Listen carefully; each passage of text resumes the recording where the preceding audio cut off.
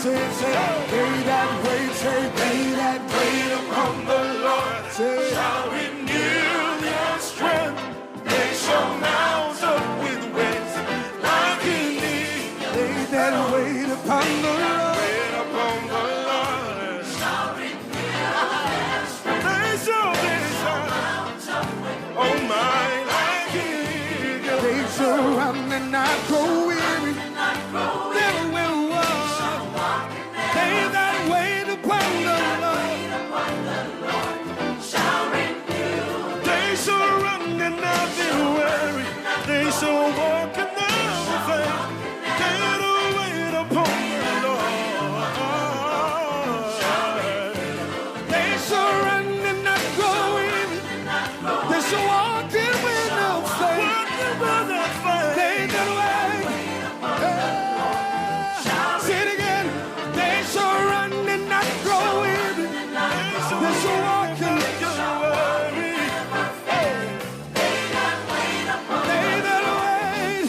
Everybody celebrate. The Citi Breakfast Show. Rise above the noise.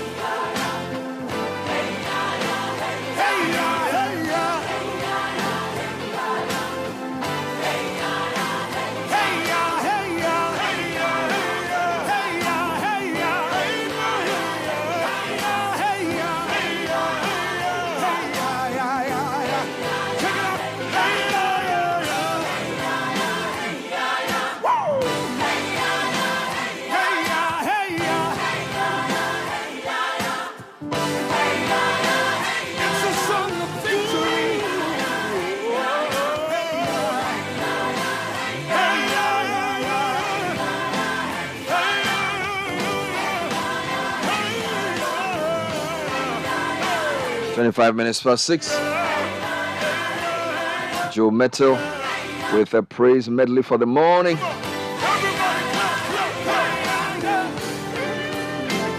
Citi Breakfast Show, Tuesday the 25th.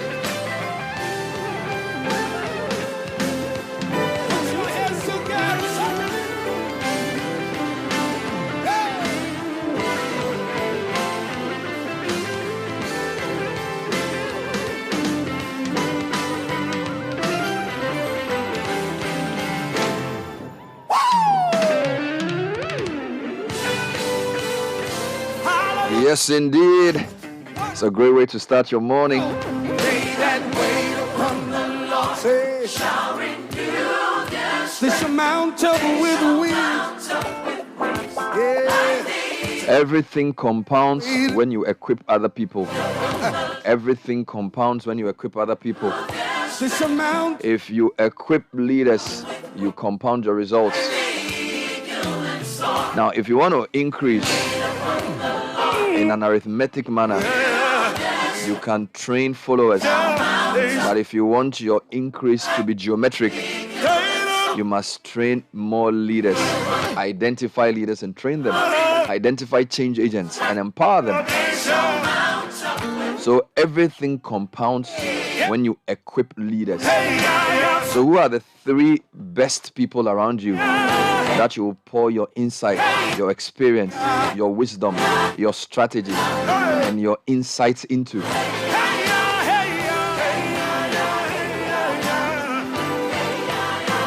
Everything compounded when I equip the leaders around me. Business Sense, brought to you by ADB. Get in touch with us for your specially reduced interest rates, your extended repayment period, and your newfangled personal loan top-up. It's a special loan to meet those pressing needs every day of the week. Call 059-384-4898. Visit any of our branches nationwide. ADB, Truly, Agric, and more.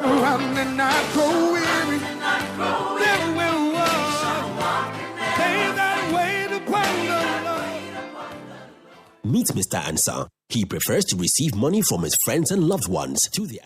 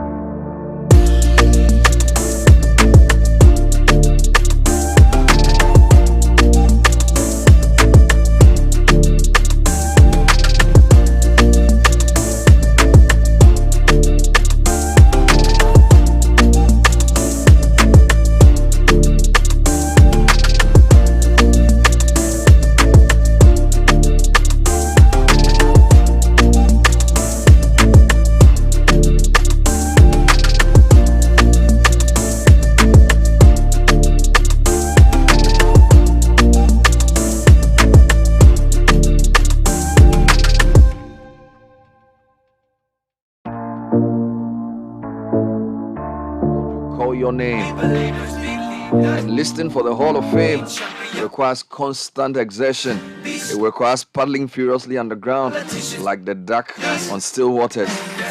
Be believers, be leaders, be astronauts, be champions, standing in the Hall of Fame. Citi Breakfast Show is live and airborne on 97.3 Citi FM. Hashtag CityCBS. A lot of the newspapers are back after a longish break.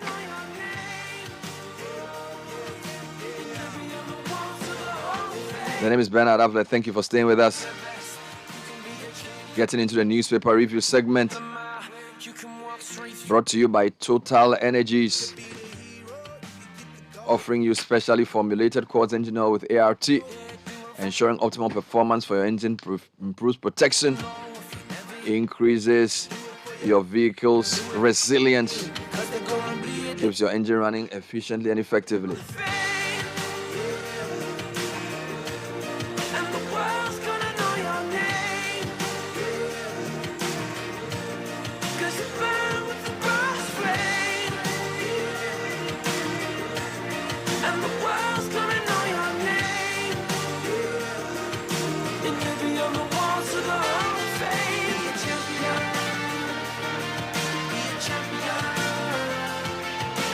All right, so get interactive. 054-998-6996 is our WhatsApp number. Good morning to Nathan Kwao and Godfred Akotoboa for gentlemen. Good morning. Good morning. How are you guys doing? Good morning, Bernard. Right. I'm good. Are you sure? Yeah, it's going to be a short week. Why wouldn't I be good? It's a short week. It's 4 days. Yes. Hurry up and quickly. What will the world lose if we had a 4-week working day? It has been mooted. The world is not agreeing yet. Because 4-day working Because week. if all of us work for 4 days, nobody will lose. The only problem is some people work for 5, some work for 4. So if we all say we work for 4 days, nothing will be nice. But the heavily informal nature of our country is Yes. it will be some way. So it's Monday to Thursday. No, it's Tuesday to Friday. So you add Monday to the Sunday. Sunday.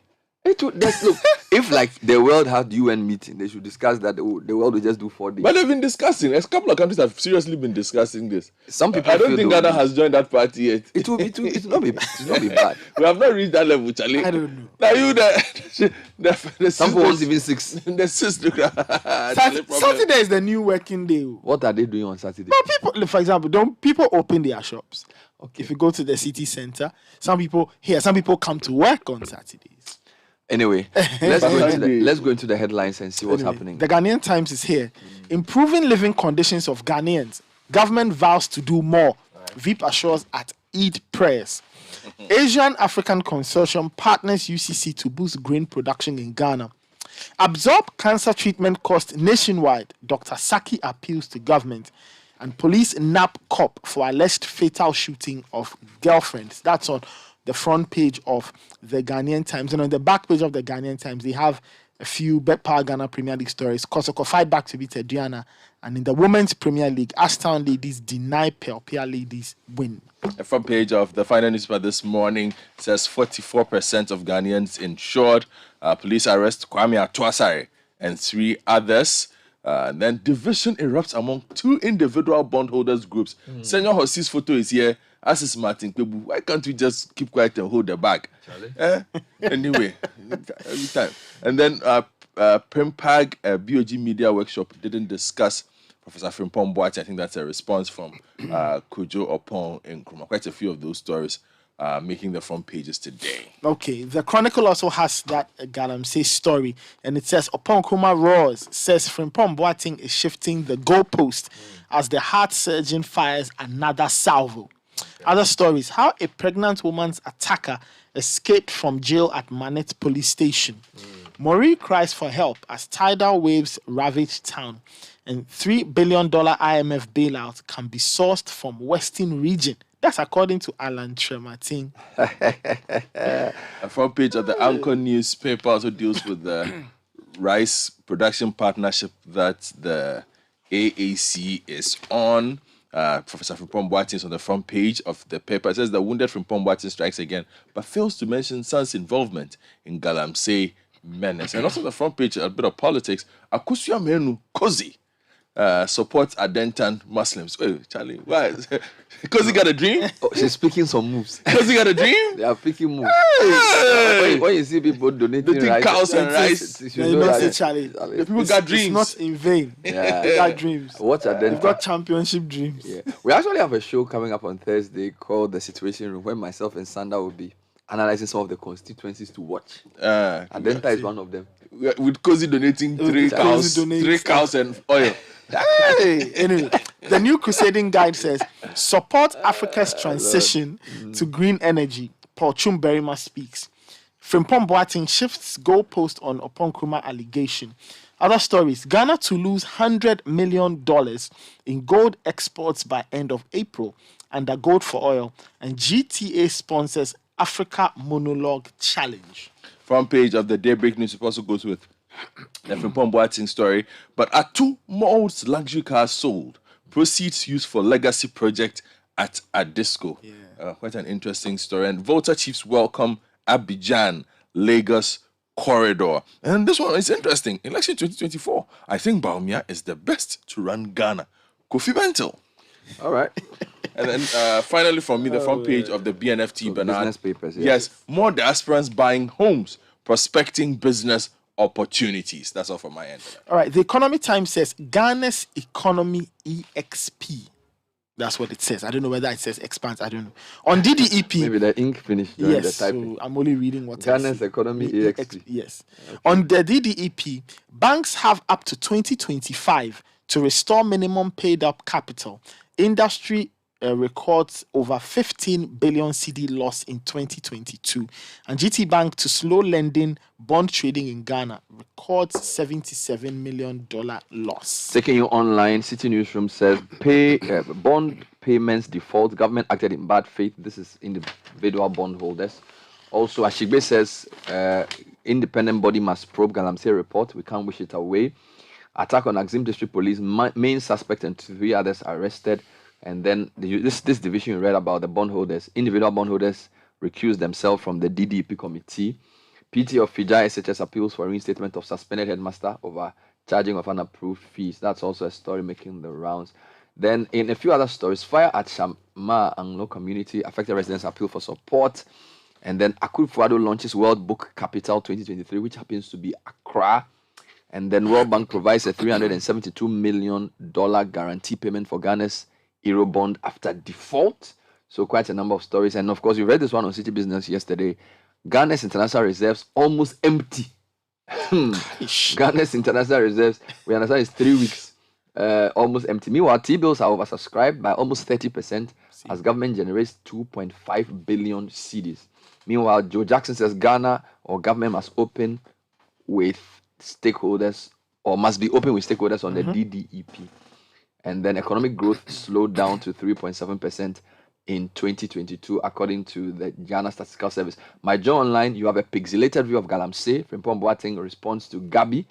And then we also have, I don't trust CID to properly investigate illegal mining. This is Arthur Kennedy. Ghanaians in Sudan to be evacuated to Ethiopia, according to government. And then this Atumod story is also here. Family of Atumod sells his luxury cars to build dormitory block for his alma mater.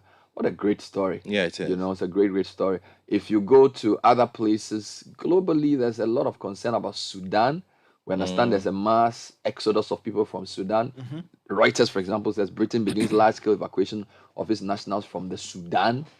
And then the BBC is also talking about Sudan on its homepage. So maybe we can, in fact, the Bloomberg News as well says US says Sudan's factions agree to humanitarian ceasefire, but we don't know whether that will stand. Let's get into the details of the stories, guys. Let me start from business then. Quite a lot happening there. So let's start from this individual bondholders matter and forex reserve, foreign reserve business. So from the graphic business online, it says that the Individual Bondholders Association of Ghana has withdrawn from the technical committee of the government's domestic debt exchange program due to the concerns that the deliberations are not in the best interest of its members. The group accused that the process is causing pain to its members and deviates from promises made by the government. Their convener, Martin Kwebu, in a letter addressed to the Minister of Finance on behalf of the group, said the government could not continue to be insensitive to the suffering of individual bondholders and urged a more humane approach. Quote, "We write to recuse the Individual Bondholders Association of Ghana from the deliberations of the technical committee. This has become necessary as the deliberations so far seem not to serve the primary interest of the distressed bondholders, which is to access their lockup investments. So far, the process is turning out rather to impose a further degree of pain and despair on the bondholders and also depart from promises made by government to them. Okay, on the DDEP, the Economy Times says banks have up to 2025 to restore minimum paid up capital. Industry records over 15 billion cedis in losses in 2022. The story says banks have a minimum or a maximum, of 4 years ending 2025 to restore the minimum paid up capital. This is as a result of capital shortfall arising solely from the derecognition losses.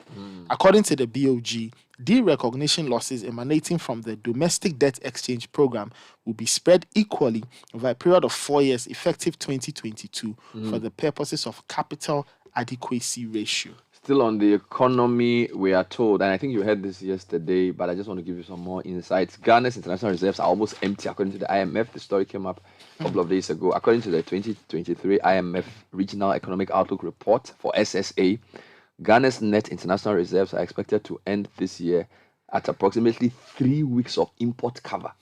Guys, this is 3 weeks of import cover, so less than a month. This is in contrast to the Bank of Ghana's Summary of Economic and Financial Data, which estimates Ghana's reserves for this year at 2.7 months of import cover, while the report indicates it stood at a little above 2 weeks of import cover in 2022. The implication is that if foreign inflow ceases, Ghana's economy will suffer significantly as there are only limited dollars in the reserves for balance of payment transactions. Now, Ghana is desperately waiting for a $3 billion IMF bailout, which many consider to be critical for Ghana's economic stability. Now, while this is going on, treasury bills have been oversubscribed by almost 30% as government generates some 2.5 billion cedis. Now, the treasury market saw its fourth consecutive week. So essentially, government is borrowing from anybody who lend it money, including banks and other institutions. Treasury bills market saw its fourth consecutive week of rising interest rates as the government sought more funds to cover its short-term liabilities. According to the Bank of Ghana's latest auction, rates increased across the yield curve. So, for example, the 91-day treasury bill rose to 19.96%, 182 days to 22.5%, and the 1 year to 27%. Meanwhile, the government secured 2.5 billion cedis from the sale of short-term instruments, which was oversubscribed by approximately 30% of the target amount of 1.95. So lots of economic stories to be concerned about. Just another quick one. The World Bank has also provided a $372 million guarantee payment for Ghana's Eurobond default. So, yeah, the government of Ghana defaulted on its coupon payment for the 2030 Eurobond in April 14, a couple of days ago, due to the debt moratorium declared in December last year. However, the World Bank made a guarantee payment of $372 million on behalf of Ghana to cover the Eurobond. The payment was made on April the 20th. So many stories on the economy this morning, and they are not good stories at all. But we'll move to another issue. Okay, if you go to page 3 of the Ghanaian Times, over the weekend, a story emerged from Kumasi of a lady who was allegedly shot. Now, the Ashanti Regional Police Command has arrested the policeman who allegedly shot and killed his girlfriend in Edum in Kumasi. Inspector Ahmed Chumesi, the suspect, had been on the run since the incident on April 20. He was, however, arrested at Setre, near Fijas in the Ashanti region, as a result of a special police op, which was launched following the shooting incident. He's currently in police custody, pending prosecution, according to a police report cited by the Ghanaian Times. Now, on the same page, let me give you another arrest story. Now, 2 persons have been arrested at Atebubu in the Bono East region for allegedly stealing food supplies that are suspected to belong to the Atebubu Senior High School. So you see what people are doing. When the food goes, they steal. Okan Kweku and Bawa Awudumoro, a driver and laborer at the Senior High School, were arrested on April 21. The arrest follows a series of reported theft cases as far as food items belonging to the schools in the municipality were concerned. A total of 10 bags of rice, 25 bags of beans, 50 bags of 50 kg maize, and 25 liters of cooking oil were recovered from the residence of the suspects. Now, this is a part of the story that I find interesting. At the time of the arrest, one of the suspects, Bawa Awudumoro, was busily repackaging the rice, beans, and maize into different sacks. Charlie. Let's go to the Frimpong Boateng story. There's quite a lot of those running around. Let me take you to the front page of the Anchor newspaper this morning. They have their own leg of the story. And it says on page 3 that wounded Frimpong Boateng strikes again, but fails to mention Son's involvement in Galamsey menace. Said that the ex-Minister of Environment, Science and Technology, Professor Frimpong Boateng, who is clapping back after his 37-page report accusing top officials of government of illegal mining and thwarting his fight against the menace, has been found to be complicit in the canker. Details have emerged that while the good old heart surgeon was engaged in a back-and-forth banter with individuals and companies he accused in his report, he remained silent on allegations that his son was also involved in small-scale mining. The Anchor has intercepted a letter purported to be coming from the said son of Professor Frimpong Boateng, dated 20th November 2014. The company, which had 5 mining concessions in Bebianiha, Japekrom, Domesu, Nyenem, and Esio towns in the Bono region, had written to the Minerals Commission to take 2 out of the 5 concession slots due to the challenges it was facing in the area. Now, let me give you a couple of his responses to the response to his, a response to his response. So his 37-page report came. There was an interview with Gabi. There was a statement by Kojo Apon Nkrumah. There was also an interview with Lord Comey, all seeking to impugn or deny aspects of the report. Now, Professor Frimpong Boateng is back in the news, and then he says Gabi has a pixelated view of Galamsey, and in the report, he also says that through Gabi's intervention, arrested Chinese Galamseyers were released by the task force. Then he also schools Kojo Apon Nkrumah, according to my journal online, where he says work diligently and avoid the coded and evil tactics. Again, he mentions about Galamsey going on in Ofuasi Ayerebi, which is the constituency of the information minister. He released a statement on, I think, yesterday, in response, actually on 23rd, to respond to Kojo Apon Nkrumah's Friday response to his original 37-page report. Then there's another one, independent body must probe Galamsey report, don't wish it away. Let me read that one in full. Convener of the Media Coalition Against Illegal Mining, Dr. Kenneth Ashigbe, is suggesting to government not to downplay the Galamsey report authored by former Minister for Environment, Professor Frimpong Boateng. Now, sharing his view on Eyewitness News, Dr. Engineer Kenneth Ashigbe called on the presidency to weigh the merits of the claims and look into the matter and how it was presented. He says his worry is that more of the presidency statement about the fact that it was not an official report from the former cabinet minister is worrying. He says a report of the nature by somebody of his stature should not be dismissed by the presidency. He added that for the presidency, whether this is a formal report or not, this is a former cabinet minister making a report. And I think that in whatever form, it is important that it is taken as seriously as it ought. And the state with all the powers must investigate it, take this thing seriously and look into it in such a way that those found culpable will be punished. He also says an independent body must probe the report.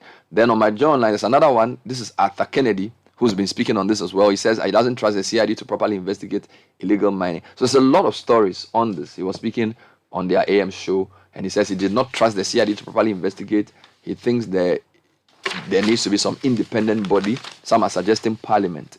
He says this requires a parliamentary hearing to deliberate on how to make small-scale mining a thing of the past. So we'll give you some updates on those groups of stories as the program goes. Let's talk politics. There's a lot happening. MPP, NDC. If you go to page 2 of the Finder, Alan is speaking. He says he'll break Ghana's industrialization and unemployment jinx. He said any leader who would succeed President Adam Kufuor was someone with a proven track record of creating jobs and supporting enterprises to ease the debilitating challenges of industrialization and youth unemployment. On the same page, the communications director of NSTL, a NIM campaign, who's this is the MPP candidate. candidate for Kumewu, he has rejected an association with Team Alan. Hey. Now, Dr. Kwabena Dufour is also promising a pension scheme for party members. He was speaking to delegates as part of a central regional campaign to Abudumbram in the Gomua East constituency and said the scheme will cater for the wealth of cadres, founding members, and council of elders. Now, the final one on the campaign political side for me is Cozy, who is donating something. Is it rice or milk? Yes, on page 5. Okay. On page 5 of the same newspaper. Yes, he's here. And an MPP parliamentary hopeful, Mrs. Akosua Menu, popularly known as Cozy, has again demonstrated her commitment to serving the people of the Aden 10 constituency by donating to Muslim constituents towards the celebration of the Eid. The items, which include 3 cows, gallons of oil, and bags of rice, among 3 full cows. Yes, represented to various Muslim communities in the Adenton constituency. So Anyway. now let me go to Sudan. 76 Ghanaians were evacuated from the conflict in Sudan. This is the government. CityNewsroom.com is reporting that 76 Ghanaian nationals have been evacuated from the Sudan owing to the ongoing conflict. The government has said the number is made up of 73 students and 3 footballers. Deputy Foreign Affairs Minister Dr. Kwekwa Mprechum Sapong said the citizens will be evacuated to Ethiopia for safety. Now, the background is that thousands of people have been displaced in Sudan as a result of deadly war between the Sudanese army forces and the paramilitary rapid forces. Now, the interesting thing is that these 2 men led a coup d'etat in 2021. So somebody and his number 2 are now fighting for control. According to the deputy minister, the government would secure the safety of all Ghanaians because Khartoum has become the epicenter of violence. He says we have so far accounted for all the Ghanaian students. There are 73. None of them has been harmed. And we have all of them safe in a place. The next batch of Ghanaians are 3 footballers in Sudan. We have also accounted for them and we have put them all together. The plan is to evacuate them to Ethiopia. Well, it's a good job by the ministry. Quite rapid response. Nathan, you wanted to give me another story? Oh, yes. Since we're talking some politics, I wanted to give you Alan Tremantin's thoughts on the Western region. Yeah, what's he saying? Now, he's saying that the Western region alone can give Ghana the $3 billion it is seeking from the IMF. Okay. Now, he said, quote, there's a difference between change and transformation. Ayo. Since 1957, Ghana has been to the IMF 17 times. Even as history lessons. Yes, and he says, Western region alone is endowed with so many natural resources. Okay. And the question is, can't we get $3 billion only from the Western region? You can send a memo to the current Minister of Finance. He was speaking with the Western Regional House of Chiefs in second. So that is he saying that this particular IMF program we can get the money from the Western region? So that's why he's saying that. But they should meet the regional minister and then they should start making donations for the Ghana, because Ghana needs money, So anyway, you were talking about a couple of stories about rice, and you also said Kofi Bentil said something. I don't know. Yeah, those were. I wanted to give you the Atumod story. Yes, I like that story. Yeah, Daybreak has that story. Yeah, it says that the family of the late business mogul Miguel Atumod has built and handed over a legacy dormitory project to his alma mater, Disador College in Cape Coast, with proceeds from the sale of the several luxury vehicles he left behind. Okay. So this is a 5 million Ghana cedi block. It has 6 dormitories with prefect rooms, 150 beds with lockers, washrooms in every dormitory, and it's a 6 students to a toilet facility, and then an ironing space. It also has a borehole with overhead tanks and a visitors lounge with a television. Well, it's a great move, and Yes. I envy Addis Adel because we also launched our legacy project on Friday, but we don't have luxury cars to sell.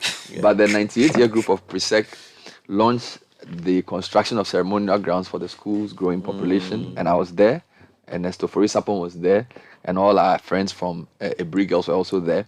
Now, the ceremonial grounds will be completed in September and will comprise a platform to accommodate dignitaries, a new car park, parade grounds, and over 30 canopies.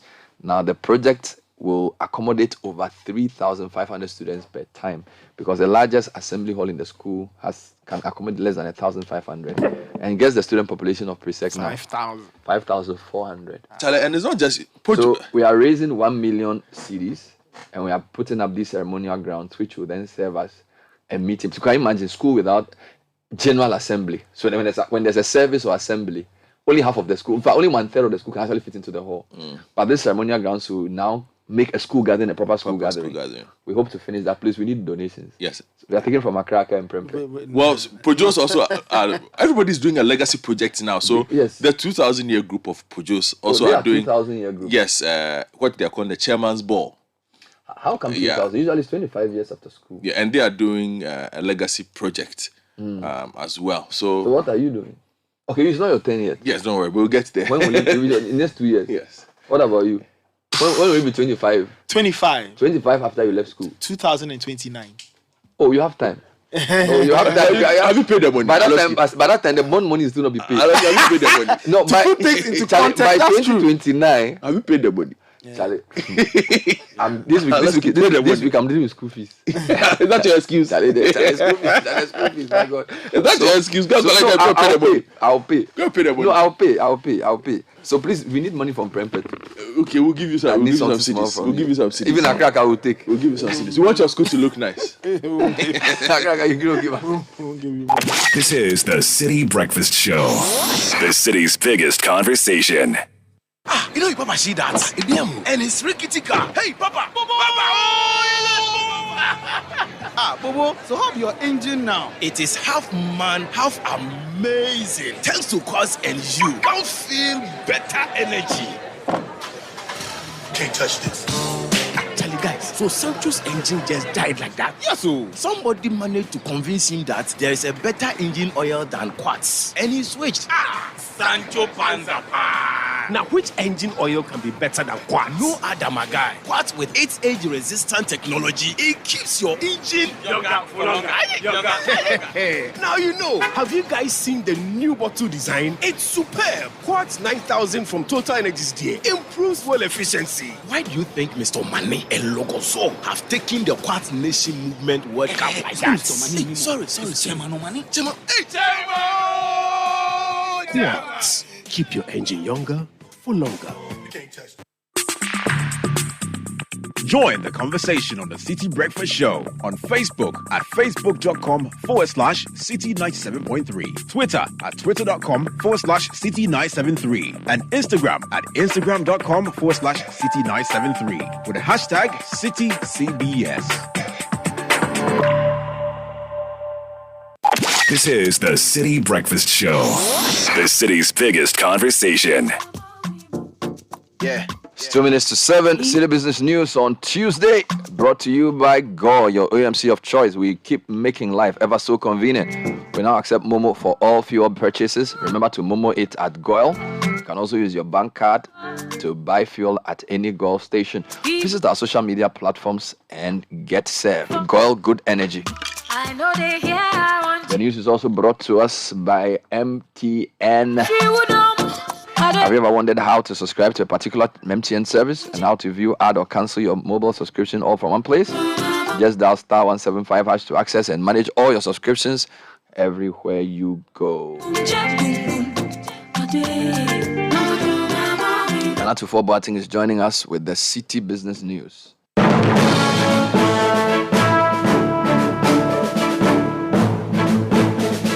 All right, Nana, good morning. Good morning, Bernard, and good morning to you out there. Welcome to the breakfast edition of City Business News, proudly brought to you by MTN, Goil, and powered by your most comprehensive business news website, citybusinessnews.com.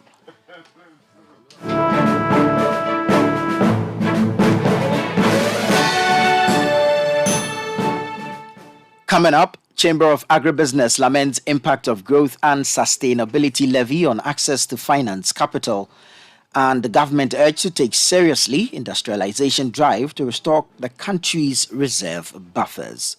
Let's bring you the details of our stories now. Players within the agribusiness sector are lamenting the impact of the growth and sustainability levy on access to finance capital. They maintain that the bill, as assented by President Nana Addo Dankwa Akufo-Addo into law, will further widen the limitations associated with financial inclusion. In an interview with City Business News, a director of research and policy at the Chamber of Agribusiness, Kojo Ahiakpa, said this development will slow the growth of agribusiness. You know, most agribusiness access credit from financial institutions. So what it means is that it is also going to increase the cost of borrowing money, the cost of accessing credit from financial institutions. Although the National Fiscal Stabilization Levy has been repealed, this levy is replacing it. Let me put it that way. They are still already saddled with the financial sector recovery levy of 5% that was imposed last year. These are likely going to add to the cost of services to customers. And already banks are alerting their customers that a review in tariff charged by the banks.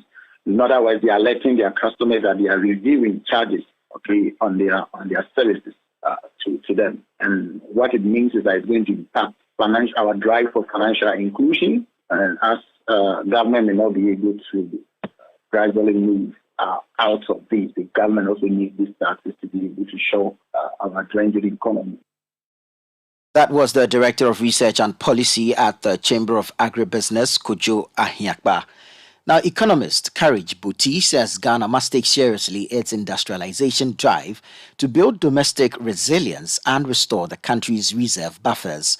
This comes on the back of recent data from the 2023 IMF Regional Economic Outlook Report for Sub-Saharan Africa that Ghana's net international reserves will end 2023 at nearly 3 weeks of import cover. Again, the report said Ghana's reserves stood at a little above 2 weeks of import cover in 2022, contrary to the Bank of Ghana's summary of economic and financial data that the country's reserves in 2023 was estimated at 2.7 months of import cover. In an interview with Citi Business News, Agric Buti urged managers of the economy to fast-track discussions with its bilateral partners to ensure the country secures an International Monetary Fund economic bailout in May. It means that whatever reserve we have now, should the nation go to total halt and nothing happen, what we have now may not even be able to cover 2 weeks or so of imports, really. But those are extreme scenarios, but the reality is that it is quite alarming. So if you do not have enough in your kitty to take care of those things you absolutely do not produce and would have to get in, then there could be a problem. And that is why, over the medium to long term, we need to put energy into this whole local industrialization conversation. It shouldn't just be budgetary policy. It shouldn't just be things we say and trumpet around but see little action for. We need to put a lot of energy into it. That is how we can build resilience. First of all, providing our local needs. And we know the examples of COVID, how the global supply chains were disrupted, and we have had to suffer the brunt of all those things. We need to, as a matter of urgency, start building domestic resilience through some of those import substitution that now, and in doing so, would have been reducing our import bill as well, which will help us preserve our reserve and all of that, really. So there are no quick fixes, but we could do a lot of smart things around this time to manage the situation pending the start of the IMF program. Agric Buti is an economist. Away from that, the Chamber of Construction Industry has warned that the government will soon face legal action from numerous members due to non-payment for completed contracts. Despite their efforts to retrieve payment, the Chamber's members have been left with no other recourse. Some of the owed monies date back as far as 2017, and the government's outstanding debt to contractors, according to the Chamber, has now reached a critical level of over 15 billion Ghana cedis. Emmanuel Cherry, CEO of the Chamber, conveyed these concerns to Citi Business News, highlighting the urgent need for a resolution to prevent further harm to the affected businesses. The few locals who, out of passion for the industry, for the country, they are still working. But almost 97% of contractors have packed up from the various sites, all because of what? In government's indebtedness to the construction industry. Over 15 billion Ghana cedis is in debt now. That government is sitting aloof as if nothing is at stake. Meanwhile, you said you are trying to what? Domestify the economy. Ghana beyond aid. How can you be Ghana beyond aid with this particular starvation that you double slap giving to the contractors? It's very, very daring. So therefore, as we speak, some of them, through their lawyers, have petitioned the Speaker of Parliament. They petition us as well, and they've given us 21 days. 21 days almost elapsed. If that happens, nothing happened, they'll go to court. If they go to court, they take judgment. Your guess is as good as mine. Only 3 contractors has been able to garnish the account of road fund. 1 was able to garnish the account of Cocoa Board. That tells you as 50 that are coming on block to go for legal battle. If they will. As a means towards addressing the unemployment situation in Africa, in her opinion, this would require industries that would also need labor rather than just exporting raw materials. She was speaking during an investment event organized at her residence over the weekend, where she underscored the relevance of bilateral trade under the African Continental Free Trade Area. That should really serve the purpose of enhancing trade among ourselves, but also enhancing our presence globally in terms of trade, so that Africa becomes known and relevant for the right reasons. And the right reasons are for us as a continent to supply the world with finished goods instead of supplying primary goods, to create jobs on the African continent. But it's also a platform for each one of us, for Ghana and Namibia, to tell our story, because each of us have a story to tell. So this evening, we are going to talk about investment opportunities in Namibia, because we believe that it's important for us to trade among ourselves, just as it's important for us to trade beyond our continent. Namibian High Commissioner to Ghana, Selma Ashipola Musavi. Let's now take you to the interbank foreign exchange market, where banks trade amongst themselves. The dollar is selling at 10 Ghana cedis 95 pesos. It recorded no price change. The British pound gained 1 peso and is selling at 13 cedis 59 pesos. The euro remained unchanged and is selling at 12 cedis 2 pesos. However, at some forex bureaus in the capital, the dollar is selling for 12 cedis 5 pesos, while the British pound is selling at 14 cedis 60 pesos. The euro is going for 13 Ghana cedis. Let's now join Mark Jordan Sikanate of Data Bank for the latest updates on the bonds market.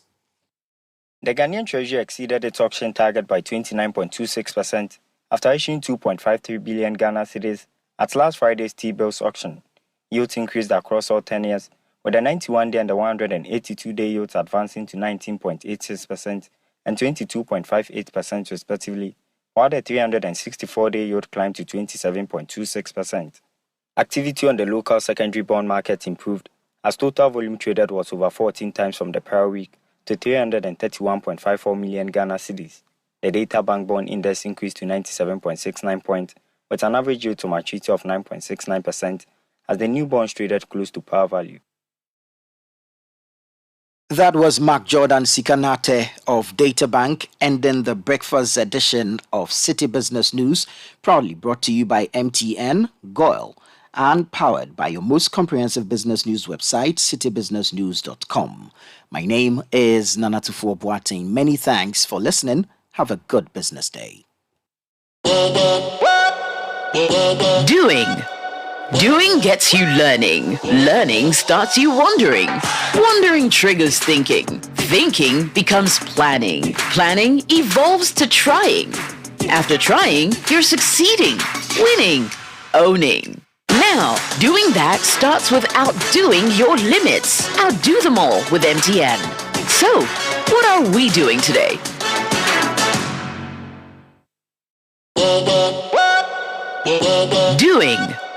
Doing gets you learning. Learning starts you wondering.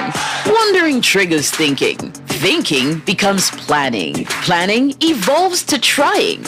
After trying, you're succeeding, winning, owning. Now, doing that starts with outdoing your limits. Outdo them all with MTN.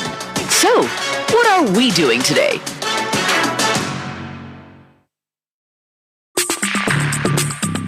Join the conversation on the Citi Breakfast Show on Facebook at facebook.com/Citi97.3, Twitter at twitter.com/Citi973, and Instagram at instagram.com/Citi973 with the hashtag CityCBS.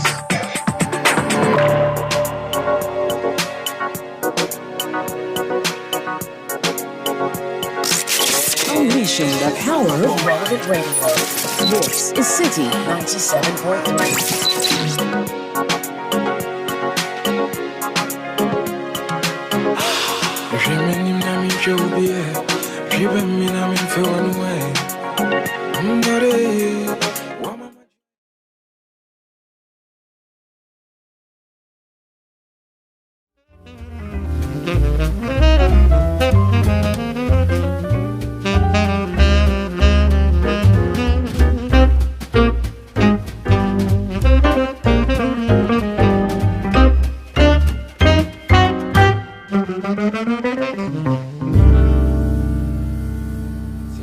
That was the City Business News with Nana Tufua Boateng.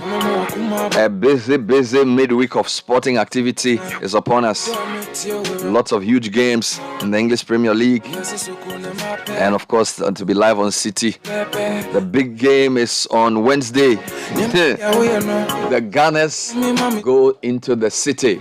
It is going to be really exciting, and the sports team will be giving us live commentary of that tomorrow.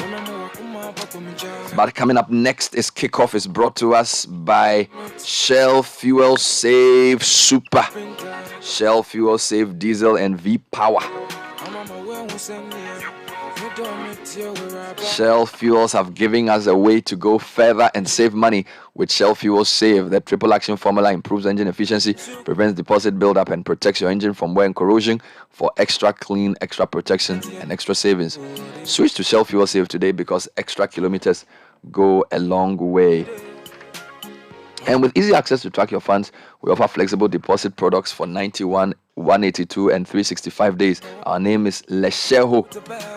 We've been supporting the investment goals of customers with attractive solutions. We've been a safe haven for depositors. For those who value security, Lesheho is the name. Call 0577 707 Let's achieve your goals together. Lesheho Savings and Loans. Let's improve life.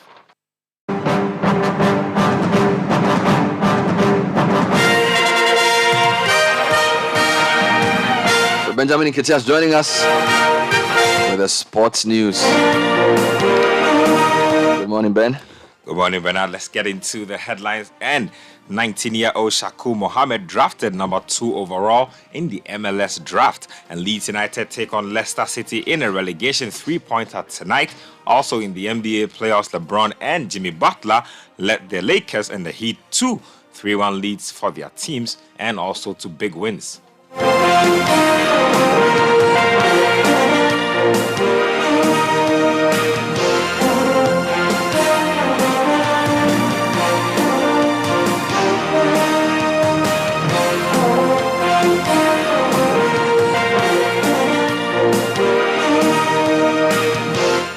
Let's get to the details now. And 3 Ghanaian footballers in Sudan are among the Ghanaians who are being evacuated from that country due to the deadly conflict. Now, this is according to Deputy Foreign Affairs and Regional Integration Minister Dr.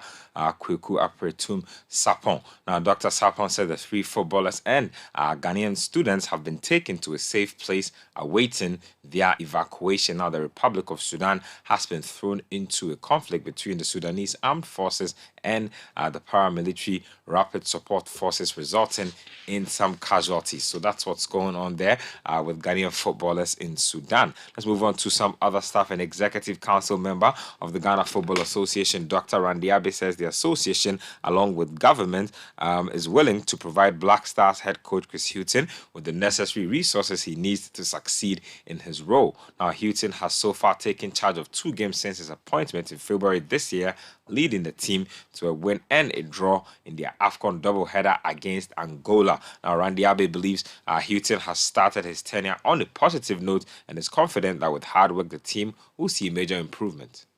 Well, I think it's a good start, and I think that even subsequent to the games, I think he's pressing the right knobs. Overall, people, when I read around and I listen around, I get the impression that people really like the way he's going about his work. We have been with him for some time, so we have no doubt about his abilities, his quality, his experience, and what he brings to the job. And the fact that the period that he's been around as technical advisor has also afforded him the opportunity to have a deeper insight into not just our football, but our people, our association, and whether there are some deep lining issues, and the kind of environment that we operate within. So I think that he has enormous information, and he has a deeper understanding of what the football ecosystem is, especially in Ghana. And I think that is what has informed the kind of moves that he does. And of course, he knows that he has the full cooperation of the FA.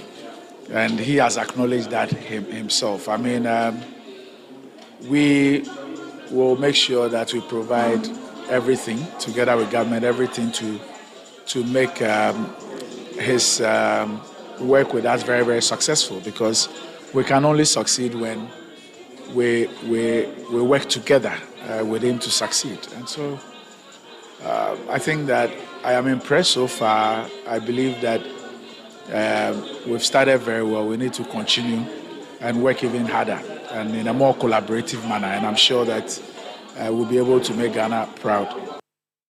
Dr. Randy Avle is an executive council member of the Ghana Football Association. To some other stuff, and Ghanaian midfielder Shakur Mohammed has described getting drafted into the MLS as an unbelievable experience. Now, the former Right to Dream Academy product was drafted second overall by Orlando City FC in the MLS 2023 draft. So the 19-year-old Kumasi-born player, he played at Duke University, where he registered 13 goals and 9 assists in 37 appearances.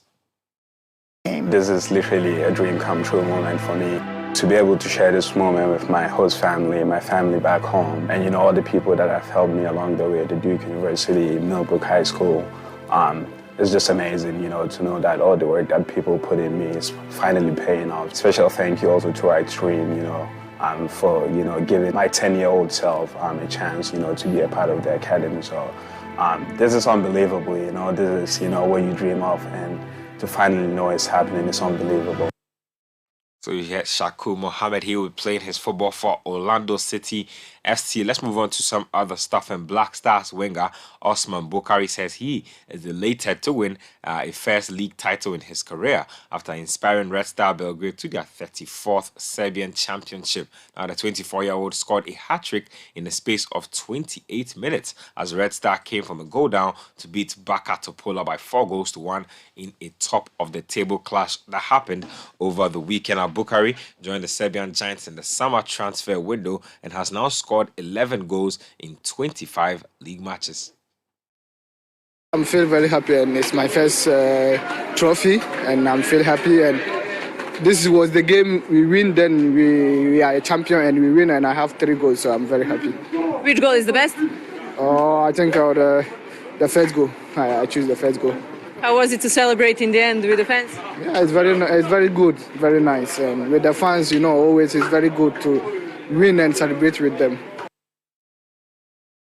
So you had Osman Bukari. He plays his football for Red Star Belgrade. So some big news coming through from the camp of Tottenham Hotspur, and they have sacked their interim manager Christian Stellini after less than a month in charge. Now, Ryan Mason, who had a spell in charge when Jose Mourinho was sacked in 2021, will be taking over. The decision comes after Spurs were thrashed by 6-1 at Newcastle on Sunday, a performance that Spurs chairman Daniel Levy described as unacceptable. Now, the 48-year-old was appointed on March 27th after Antonio Conte's 60-month spell as Tottenham boss came to an end. So a lot of drama happening in North London, specifically Tottenham. Let's get to some more Premier League related news. And Leicester City boss Dean Smith says James Maddison should be fit to return for the team's crucial Premier League away game to Leeds United tonight. Now, the creative midfielder missed the home win over Wolves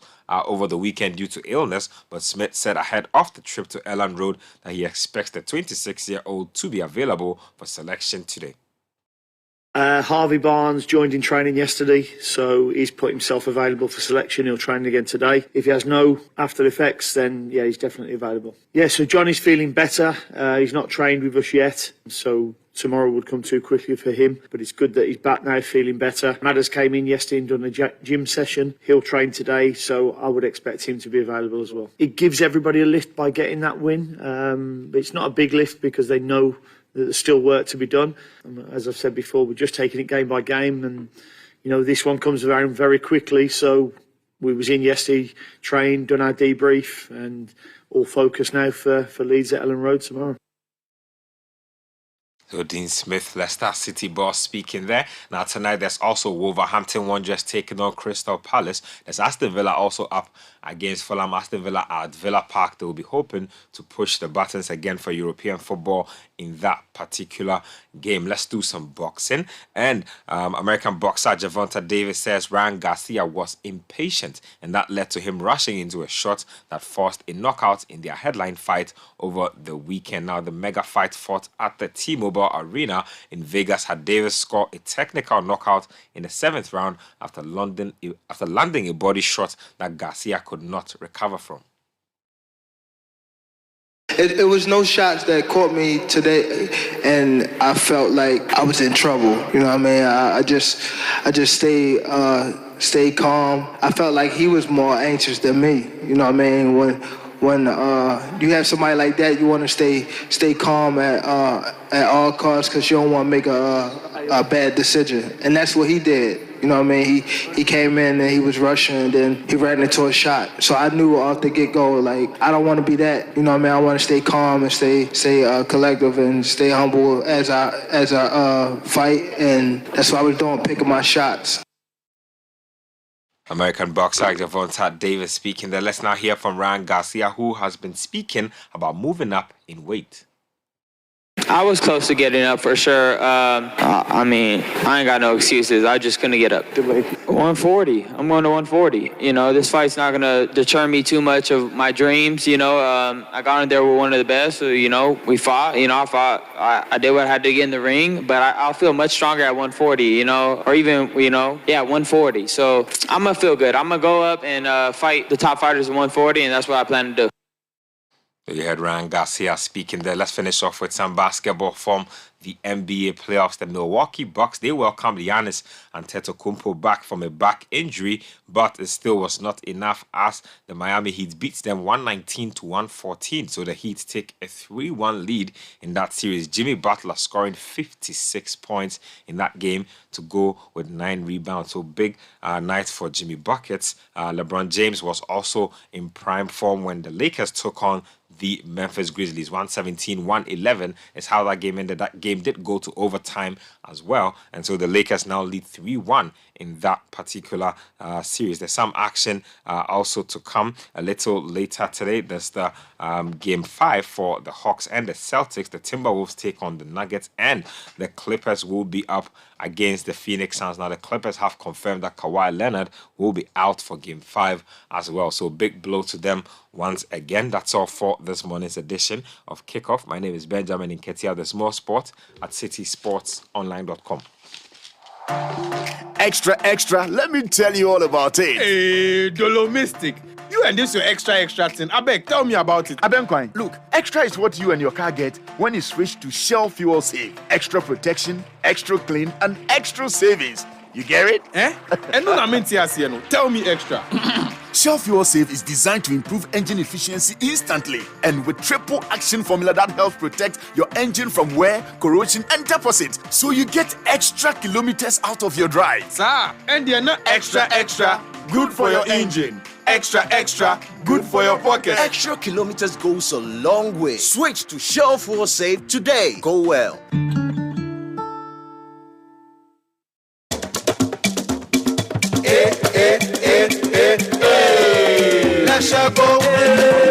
Let's go.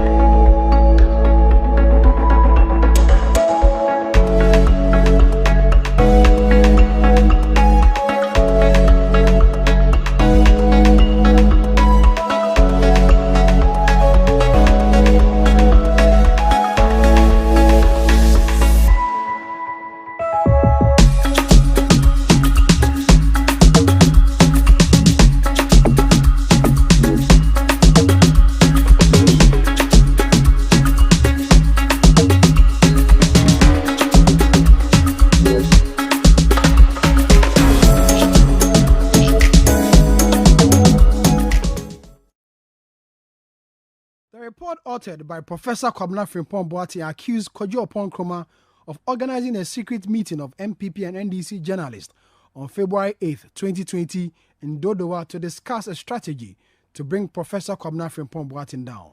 According to Frimpong Boateng, the outcome of the meeting led to subsequent negative media reports about him. But in a response, Kojo Oppong-Nkrumah described the claims as completely false. According to him, he only attended a Pinkback event organized jointly by the Bank of Ghana and Pinkback on financial reporting and never held any meetings to out anybody from government. Quote, indeed, the facts are that it was Professor Kwabena Frimpong Boateng himself who wrote to the Ghana Police Service in January 2020 reporting the loss of some excavators and calling for an investigation. It was Professor Kwabena Frimpong Boateng himself who in subsequent media interviews mentioned that the number of excavators missing was about 500. Again, on or around February 20th, 2020, it was Professor about the said excavators and promised that they will be found, unquote. Kojo Oppong-Nkrumah continued, quote, for the record, these are the matters that occasion media reports about Professor Kwabena Frimpong Boateng and the said excavators. Further, it was Professor himself who was later to be seen in videos making comments about the anti-Galamsey fight and the release of excavators, unquote.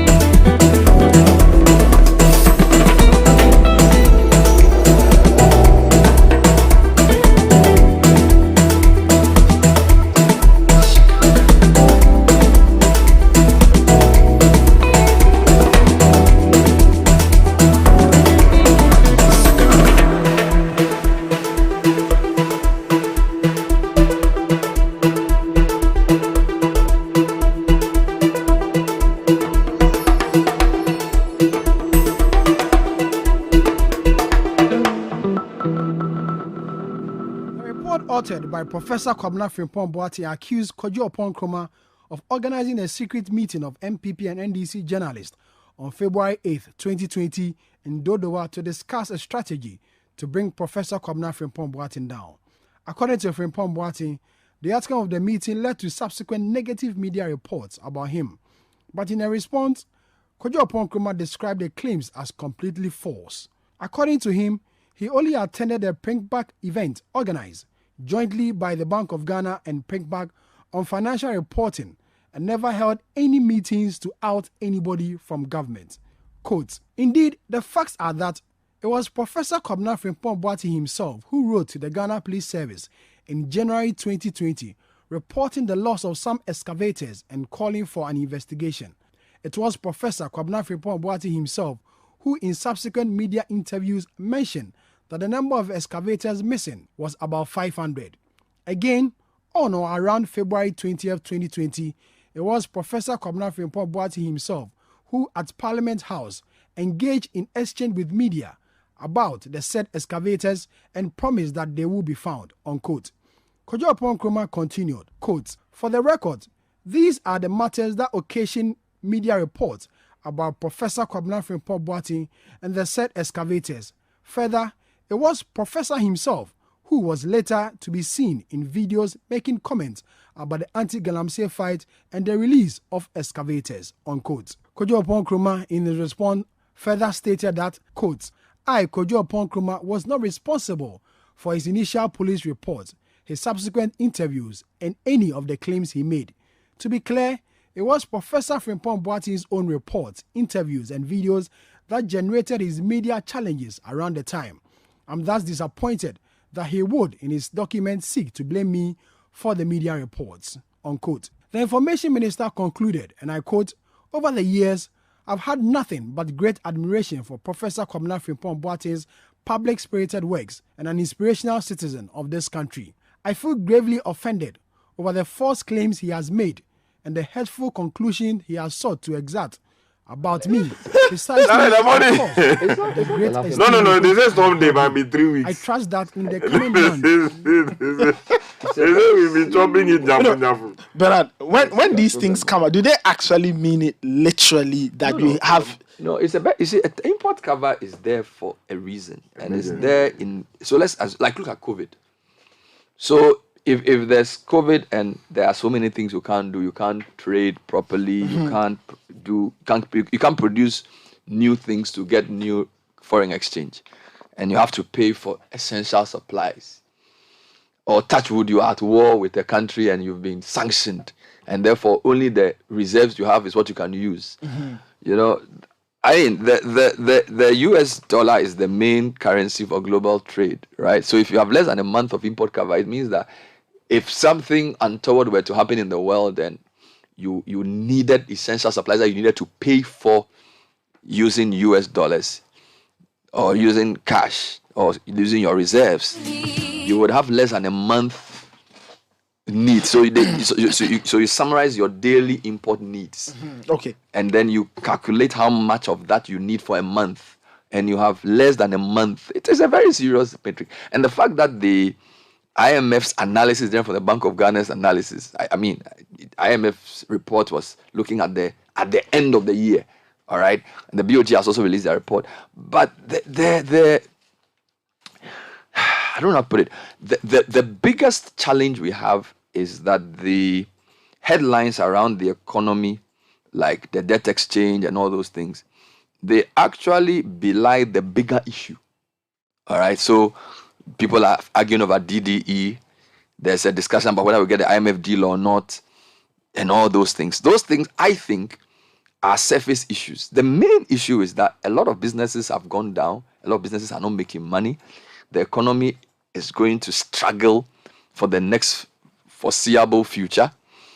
And apart from the fact that people's personal incomes have also been, if you like, expropriated by this debt exchange, you know, and people's capital has been impaired. The banks are releasing their financial statements this week. You should take a closer look at the financials.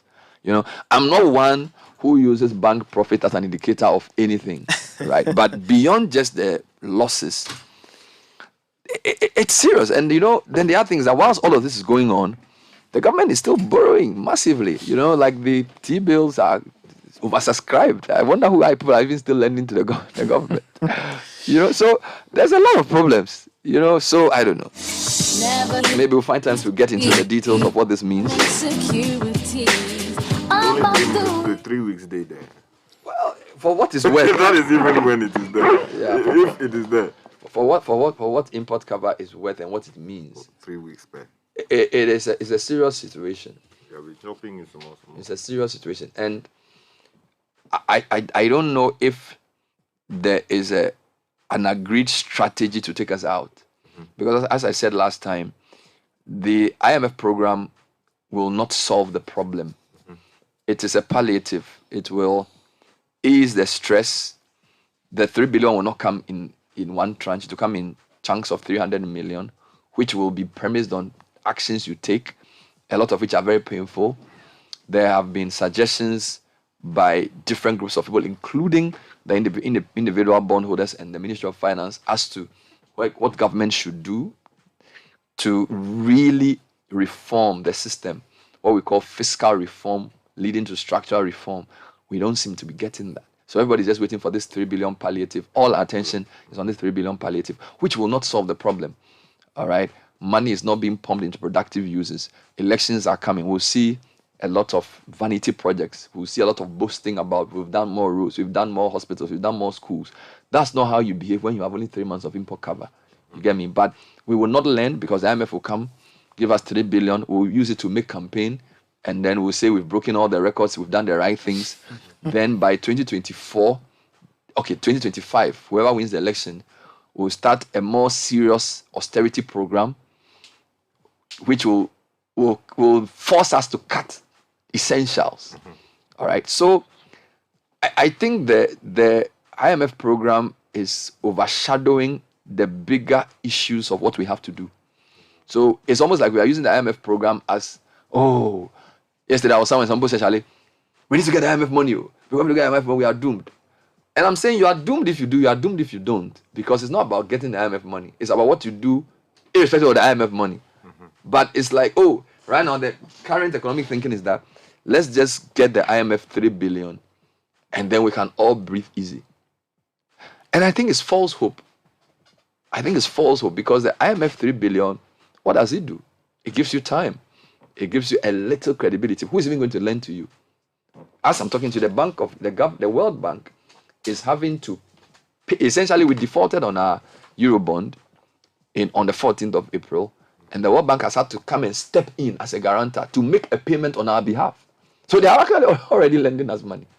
All right. So I don't think, the narrative on the IMF is like, well, you're so broke, so IMF is going to give you some money, and then you'll not be broke anymore. You're actually taking a loan. It's like a lender of last resort. And it's just 3 billion cedis. Dollars, So I think that the discussion around the economy should be, so how do we solve this problem in a more sustainable way beyond the reprieve of the IMF program? And I'm not hearing a lot of that. All right. So it's something I think we need to bring to the fore more forcefully. So this 3 months of import cover, this 3 weeks of import cover is terrible.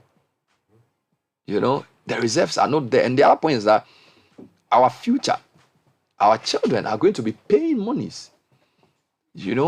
That's the problem. Imagine if you are in university today and your generation is going to be in charge of the country in 30 years. You're already starting from below zero. And the problem is that you can't even see what they've done with the debt, the money they borrowed. You understand? And what's happening is that we are worsening the situation because our sovereignty is almost gone. Officials have been brought in to police your Bank of Ghana, to police your Ministry of Finance, to check everything you do. You're a sovereign country, for God's sake. And then you went into this foray to international capital markets as if it was an achievement. It's almost like I'm grown. It's like you're telling your parents, Daddy, I'm leaving home because I'm grown enough to borrow money to rent a place to live. So, and the fact that more avaricious lenders are lending to you, you sort of interpreted that to mean some sign of economic maturity. So like in the past, only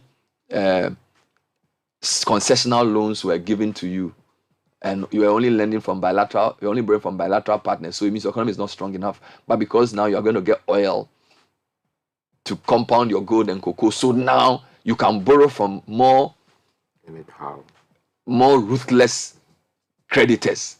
And that in a weird way means you are mature. Like, how is that even?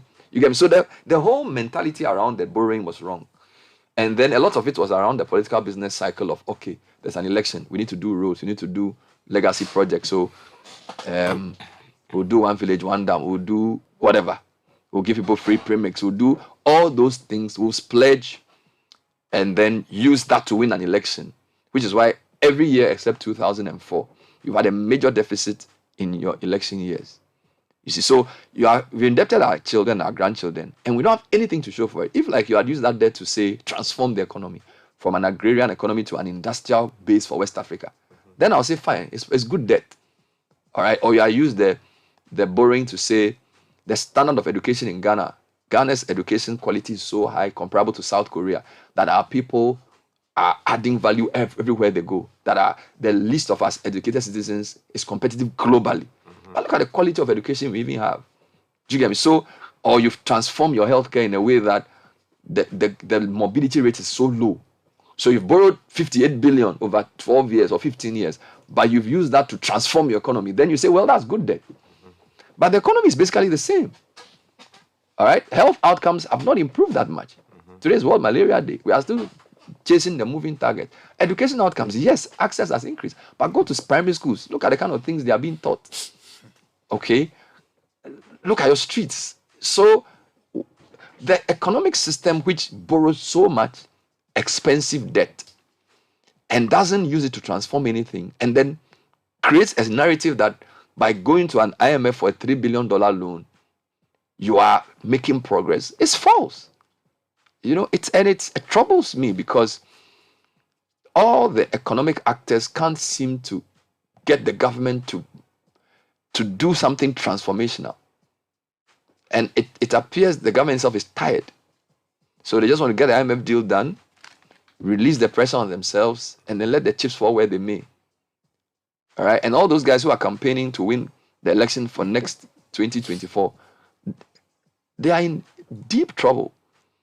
Whoever becomes the next president of Ghana is going to oversee a broke country and a broken economic system. And I'm not sure I'm even hearing from them what they are going to do to fix it. Because I'm not even sure the guys in power now have the energy or the willpower to fix it. I think they've checked out. Well, I mean, if you listen closely to what John Dramani Mahama, the former president, has been saying, he's been moderating quite brilliantly the expectations of Ghanaians, making it clear that he is coming, if he gets the nod of Ghanaians, to continue projects that have not been completed by the current administration and previous governments. So he will not come and be expending the little resources that we have on starting new and grandiose projects, which would seem to be a brilliant way of moderating the expectations of Ghanaians, and then also making sure that we make a greater use and a more efficient use of the resources that we have. Because all these projects that are sitting in the bushes, rotting away, science projects that have not been completed, school projects that have not been completed, factories that have been abandoned, and all of that. If we can find some money to complete them, instead of starting new ones which we don't even get to complete ultimately, I think it will be a better way of using our resources. And I think the people advising him to do maybe that we need more moderation in the because you see what happens is that when the campaign gets animated, people start making fantastic promises. And then those fantastic promises translate into fiscal discipline, profligacy, or no, what's the word to use? Yeah, they call it populism. Because you see, when your politics is populist, your policies will also be populist. All right? Because if you go and promise things that you can't do, then you'll be forced to look for money that you don't have to do those things, because you somehow believe that those things is what the voters want. So so the manifesto said this. The manifesto is not a development document. You can't run a country based on a catalog of promises. Because a manifesto essentially is that. You are telling people that this is what I pledge to do. What you actually need is a development plan moderated by directive principles of state policy. So the development plan tells you that whoever is in power, this is what we want to achieve with education. And this is how we are going to raise the revenue to do it. All right. Then the directive principles then provide a constitutional framework to guide you in how you allocate your resources. Okay. So you don't even need someone to come and promise you those things. But what I'm saying is that because the policy is so competitive, fine, this is a year and a half to the election. Let's wait till next year by now and start seeing the things that they will start saying. All right. And then some other citizens become complicit because we say no road, no vote, no school, no vote, no hospital, no vote. All right. So the politicians also say we'll give you those things, and then do you understand me? So it's a vicious cycle of lies that keep sucking us further into economic dystopia. And we have to call our political leaders to order. Do you understand? The other thing I was thinking about recently was that, look, this week, the government has come out to say they want to do some offer for pensions, and the workers are not agreeing because the government doesn't have credibility in the eyes of workers. All right? Now, I think the government we have now is a lame duck government.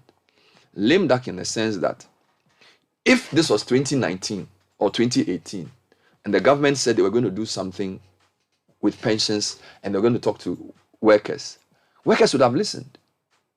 All right? 2019, 2020, even 2021. But from last year, the government has lost almost all its credibility. So the labor unions will not agree to anything. All right? So this last leg of the debt exchange that's supposed to even involve the pensions, they're having none of it. And I'm saying that's a symptom of the fact that the government's credibility is gone. So now, how are you going to run? And you see, it's not in anybody's interest for people not to believe their government, because when you're in a situation like this, the vultures will come in. It's like the center cannot hold. There will be a lot of indiscipline even within government.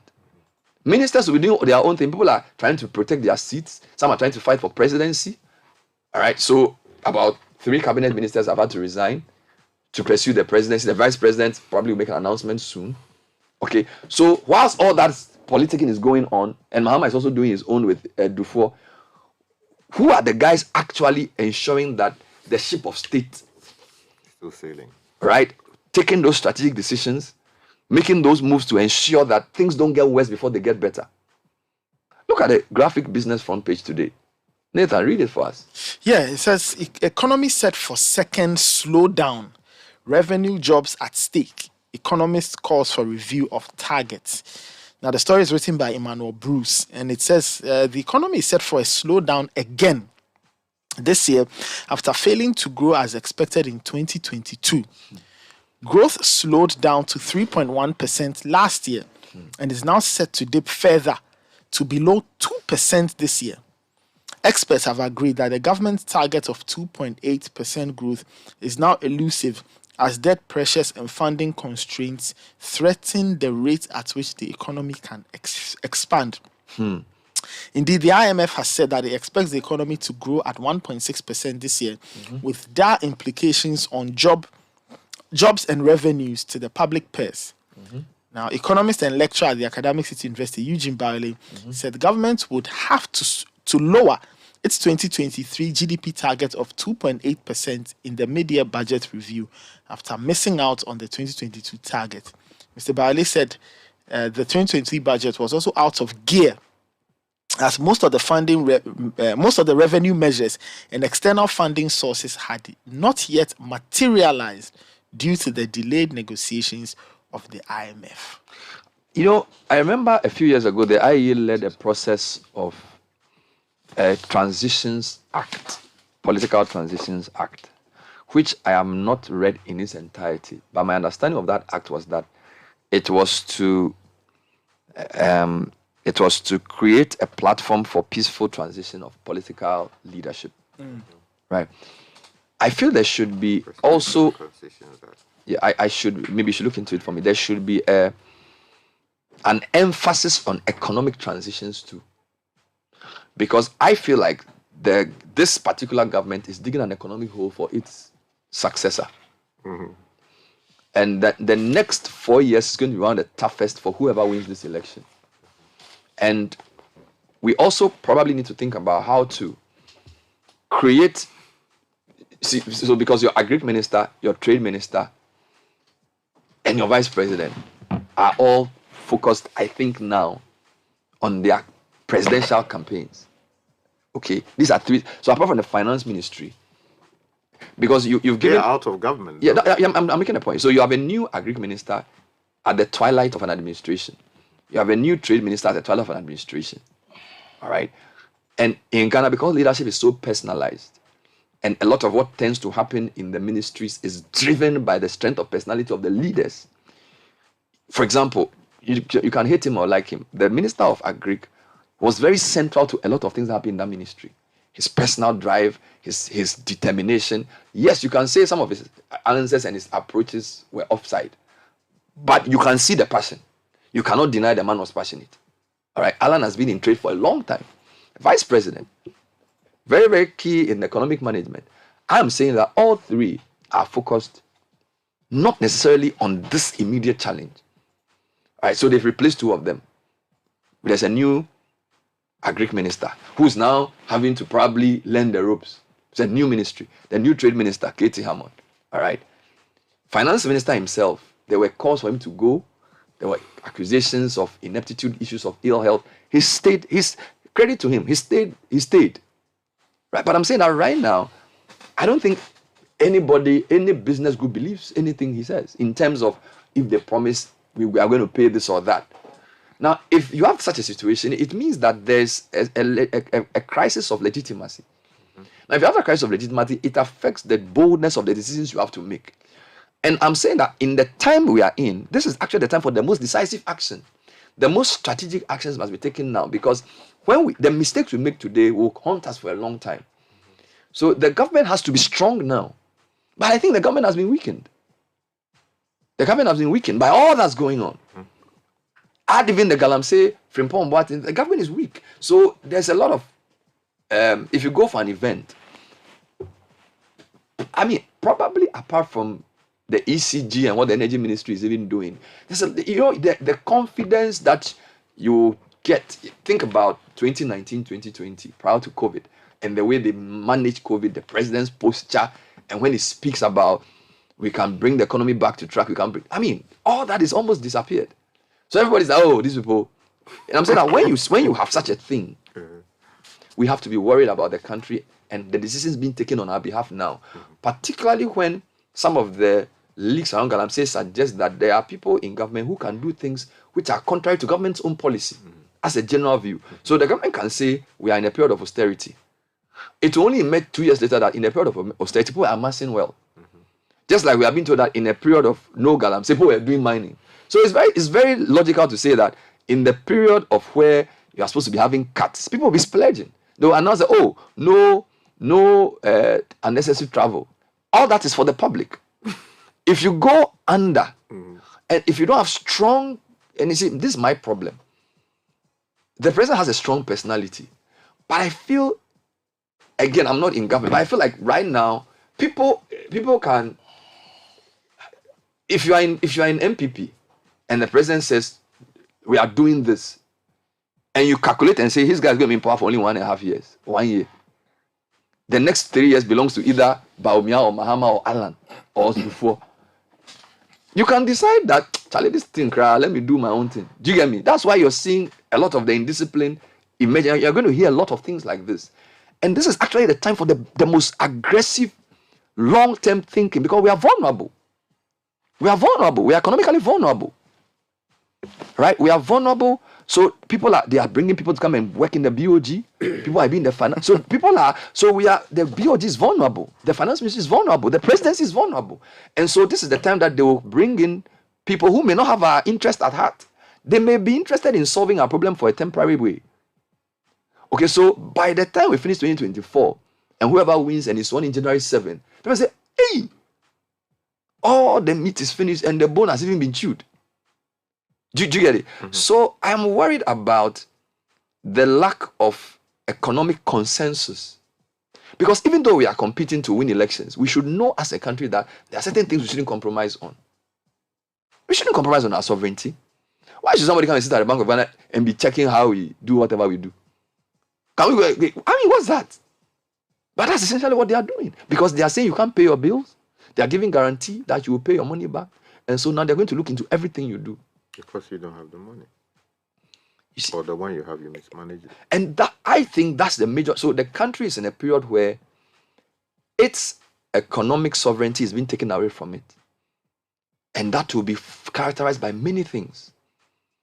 Dumping will happen. We will not invest in strategic sectors. Sectors will be destroyed. Look at the banks. Look at the interest rate. Look at the treasury bill rates. They can't even lend to anybody. So what business are they doing? They gave all their money to government, and government too couldn't pay. So now they all made losses. And we, the people who are doing business too, they are not giving us money. And the business that want to make money too, the IRS is chasing them as if they owe them. The people who are creating jobs, you're harassing them. So you have macroeconomic instability, and you also have joblessness. And then there's corruption on top of that, with a weak government. That's not good. So the center, the president has to assert himself and he can lay down the rule and say, look, yes, I may have only 1 year to go, but I'm still the president. And if people are trying to undermine what he's doing, he needs to deal with them. Because if we take our eye off the ball by 2025, Sky. So 3 weeks of import cover. 3 weeks of import cover.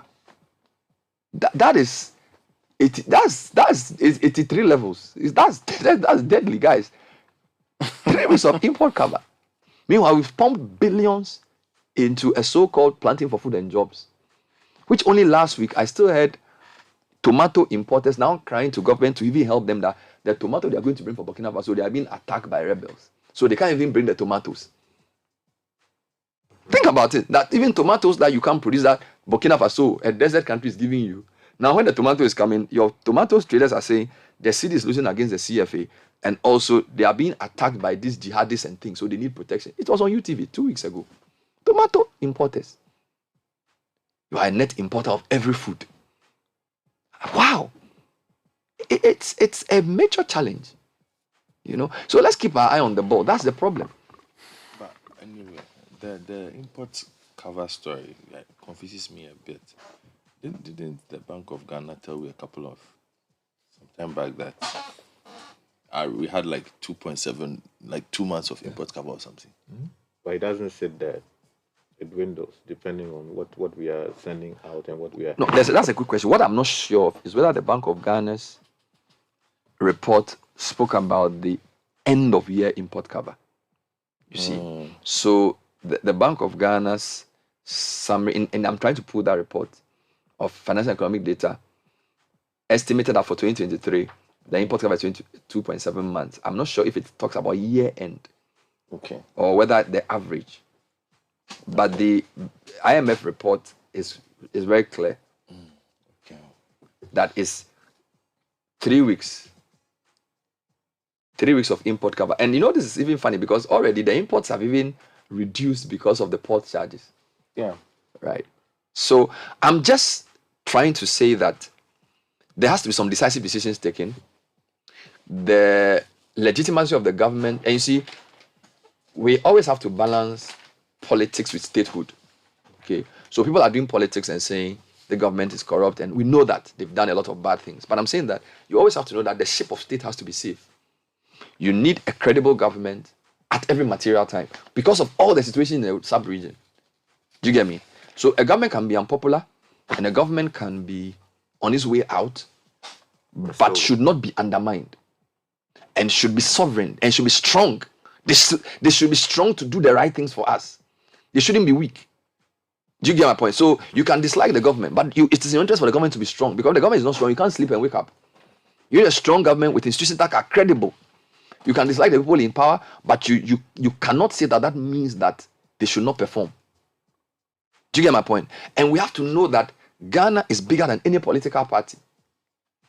So as we sit here, for example, the MPP's timetable for their primaries, in a sense, is affecting all of us. Because whether they do it early or late, it will determine who becomes winner and whatever. So we can be in limbo. So if MPP decides to wait till next year June to choose their candidate, we'll all be in limbo. Do you get me? So sometimes we need to take decisions that are state focused, not just party focused. Because if the government is considered weak, it doesn't help us. Maybe we'll discuss this when we come back. It's 8:04. Time for Tech and Social Media Trends. Brought to you by FBN Bank. Some things always come before others. One before two, A before B. And in our case, the B comes before the N. And that's the test of financial excellence, the service and value we offer.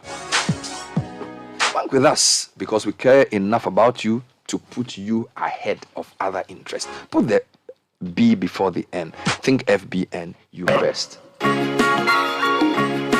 Nathan would give us Tech and Social Media Trends. Nathan, what's trending? Yeah, a number of things. In terms of main news, Kojo Nkrumah is trending for very obvious reasons, Galamsey. Prof is also trending. A lot of that trend pointing to Professor Kwabena Frimpong Boateng, and of course, it's in line with the Galamsey report he wrote, and it's generated a lot of talk on social media. In terms of other trends, Stonebwoy is trending on the musical side of things. He's going around the world, organizing listening sessions for his album. His album comes out on the 28th of April, so giving people, he's in Holland, I believe. I've seen videos of him and Mohamed Kudus and all of that, all of those things trending as well. On the TV side of things, the name Raymond Reddington is trending. Raymond Reddington. Those who watch the Blacklist, that's the series, they love Reddington. He's trending. I think episode 10? Season 10, episode 10, I think, came out last night, and it seems to have generated a lot of, great conversations. But also, I mean, let me publicly commend Godfred. He actually recommended a new series. We call it The Diplomat. I see. What do you call it? Netflix. On Netflix. I spent, the holiday binging it. Yes, I think you should, if you have the time, please just watch it. You should, when you are interested in how nations manage relations with other nations, and also what should drive you yourself as a person. Please, you should spend some time. I will get into that. Yeah, it was. I'll get into that. In terms of the tech news, the fallout of Elon Musk's pay your $8 and get your check mark is quite interesting. Now, Twitter, according to this report, gave a fake Disney account verification status at the weekend. Now, the account called at Disney Junior UK was tweeting vile content, but managed to be verified with a gold tick before being suspended. The owner alerted his followers by saying, quote, "This isn't actually real, right? Someone pinched me or something." And the tweet has since gone viral. It comes as confusion continues at how Twitter's updated verification system is working, and Twitter has been approached for a comment. Tech and Social Media Trends brought to you by FBN Bank. You first. One day, an old lady inherited a huge sum of money. Her family worried about how to break the good news to her. They feared that the sudden good news might give her a heart attack. And so they decided the family doctor who was experienced in delivering such news should be the one to tell her. And when he did, surprisingly, she just smiled. Relieved, he asked, "What are you going to do with all that money?" She replied, "I'm going to give you half." The doctor had a heart attack. People are often surprised when we put them first. At FBN Bank, that's what we do. We put you first. Open an account with us today and enjoy mobile banking, USSD banking, shop and pay with our prepaid Visa cards, MasterCard, and many other services designed with you in mind. FBN Bank, you first. Join the conversation on the Citi Breakfast Show on Facebook at facebook.com/Citi97.3, Twitter at twitter.com/Citi973, and Instagram at instagram.com/Citi973 with the hashtag CitiCBS. Something small for the boys. Today, I know hold. Make I give you the latest fella. Coca-Cola changed my price. Oh, but the price for the 300 ml Coca-Cola classic plastic bottle is now 5 Ghana cedis. The 300 Coke Zero, Fanta, and Sprite plastic bottles are also going for just 4 Ghana cedis. That'll be all over. The 1.5 Coke classic plastic bottle is 20 Ghana cedis. The same size 1.5 Coke Zero, Fanta, and Sprite plastic bottles sell at 18 Ghana cedis. Keep enjoying your favorite Coca-Cola at the best prices with friends and family. This advert is FDA approved. Wake up in the morning, it's a new day, and I got bills that I have to pay. Now you're running late, running out of time. Feels like the world is waiting in line. All you gotta do is pick up the phone and just dial. So whatever you do, wherever you are, there is an easy way for everyone. The simple life is just one touch away. Experience the magic starting today. And it all begins with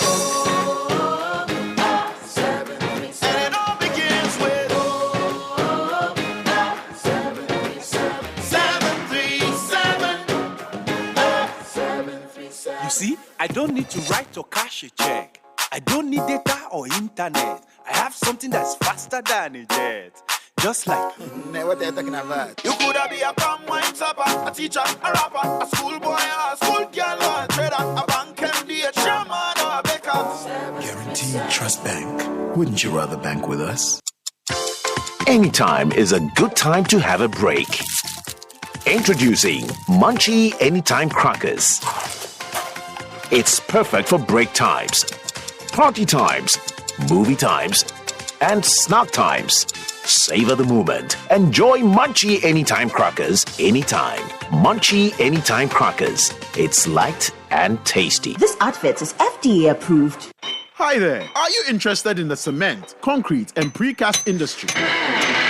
Join us at the first International Concrete Conference and Exhibition, ICCX West Africa 2023, from April 25th to April 26th at the Grand Arena in Accra. ICCX West Africa 2023 will feature renowned speakers and bespoke companies in the industry. Interact at the trade exhibition with over 30 companies from more than 10 countries. Best of all, admission is free for concrete, precast, and cement professionals. For further information, call Richard on 0242-438-760. To pre-register, visit iccxwestafrica.org. Platinum sponsors MC Barshemi Ghana Limited, Sika Chemicals Ghana Limited, Gassam Limited, and Saint Gobain West Africa. ICCX West Africa 2023 is organized by Ad Media GmbH in collaboration with the Delegation of German Industry and Commerce in Ghana and VDMA. Join the conversation on the Citi Breakfast Show on Facebook at facebook.com/Citi97.3, Twitter at twitter.com/Citi973, and Instagram at instagram.com/Citi973 with the hashtag CitiCBS. This is the Citi Breakfast Show, the city's biggest conversation.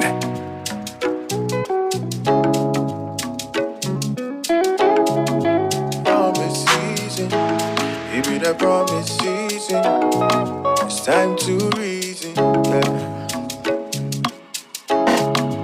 Them go tell you this, tell you that, change the economy, and that's a fact. But you know the reason, it be promise season. Them go tell you this, tell you that, change the economy, and that's a fact. But you know the reason, it be promise season. Just yesterday, another one came our way. Can't remember where, you know we dey move every day. Then proceeded to ask the stupid question. His name, you know I cannot mention truthfully. Ignorance he display, yeah, it over me. I wanted to vex and show it vocally, but I'm always on to listen, so I never speak yet. He asked me what little change. 30 minutes past 8. Few quick announcement. If you're a tertiary student or graduate who likes to team up with others to build an innovative agri-focused business, the KIC and University of Ghana are calling for applications for students and graduates aged 35 years and below from the Greater Accra region to join the 2023 KIC Agri-Tech Challenge class competition. This is a 7-month annual training program aimed at developing the interest and building the mindset of students and young graduates to ultimately drive systemic change in Ghana's agri sector. A provides the youth with right exposure to the Agric value chain and networking opportunities to build and grow viable solutions to Ghana's agricultural challenges. For more information, call 0247 578 334 or 0208 373 604 or go to kicghana.com or KIC social media pages to apply.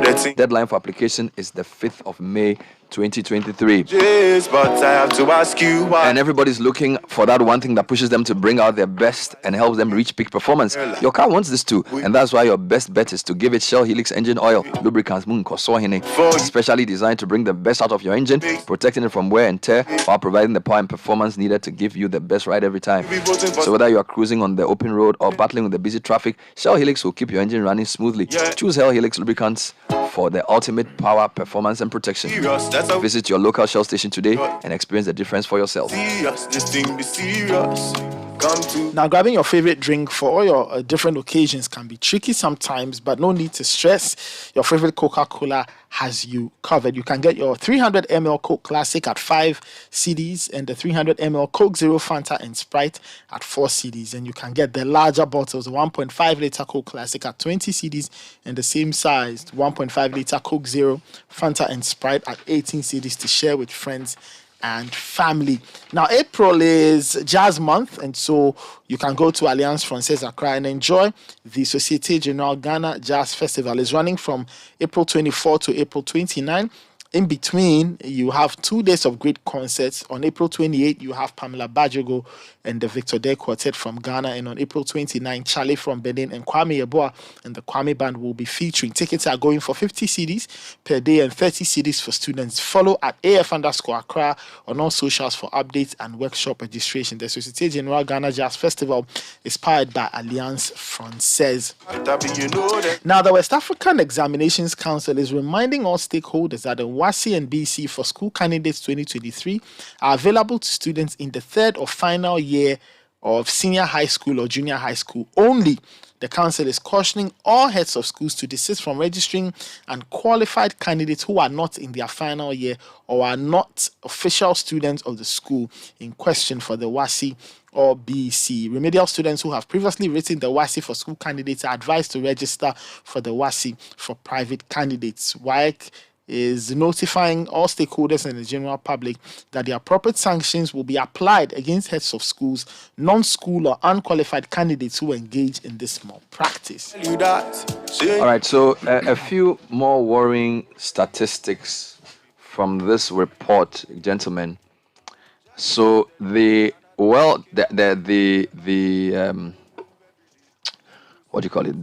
IMF did their regional economic outlook titled The Big Funding Squeeze, released April 2023. So this is the most recent for Sub-Saharan Africa. And gentlemen, the position of Ghana is pretty precarious, right?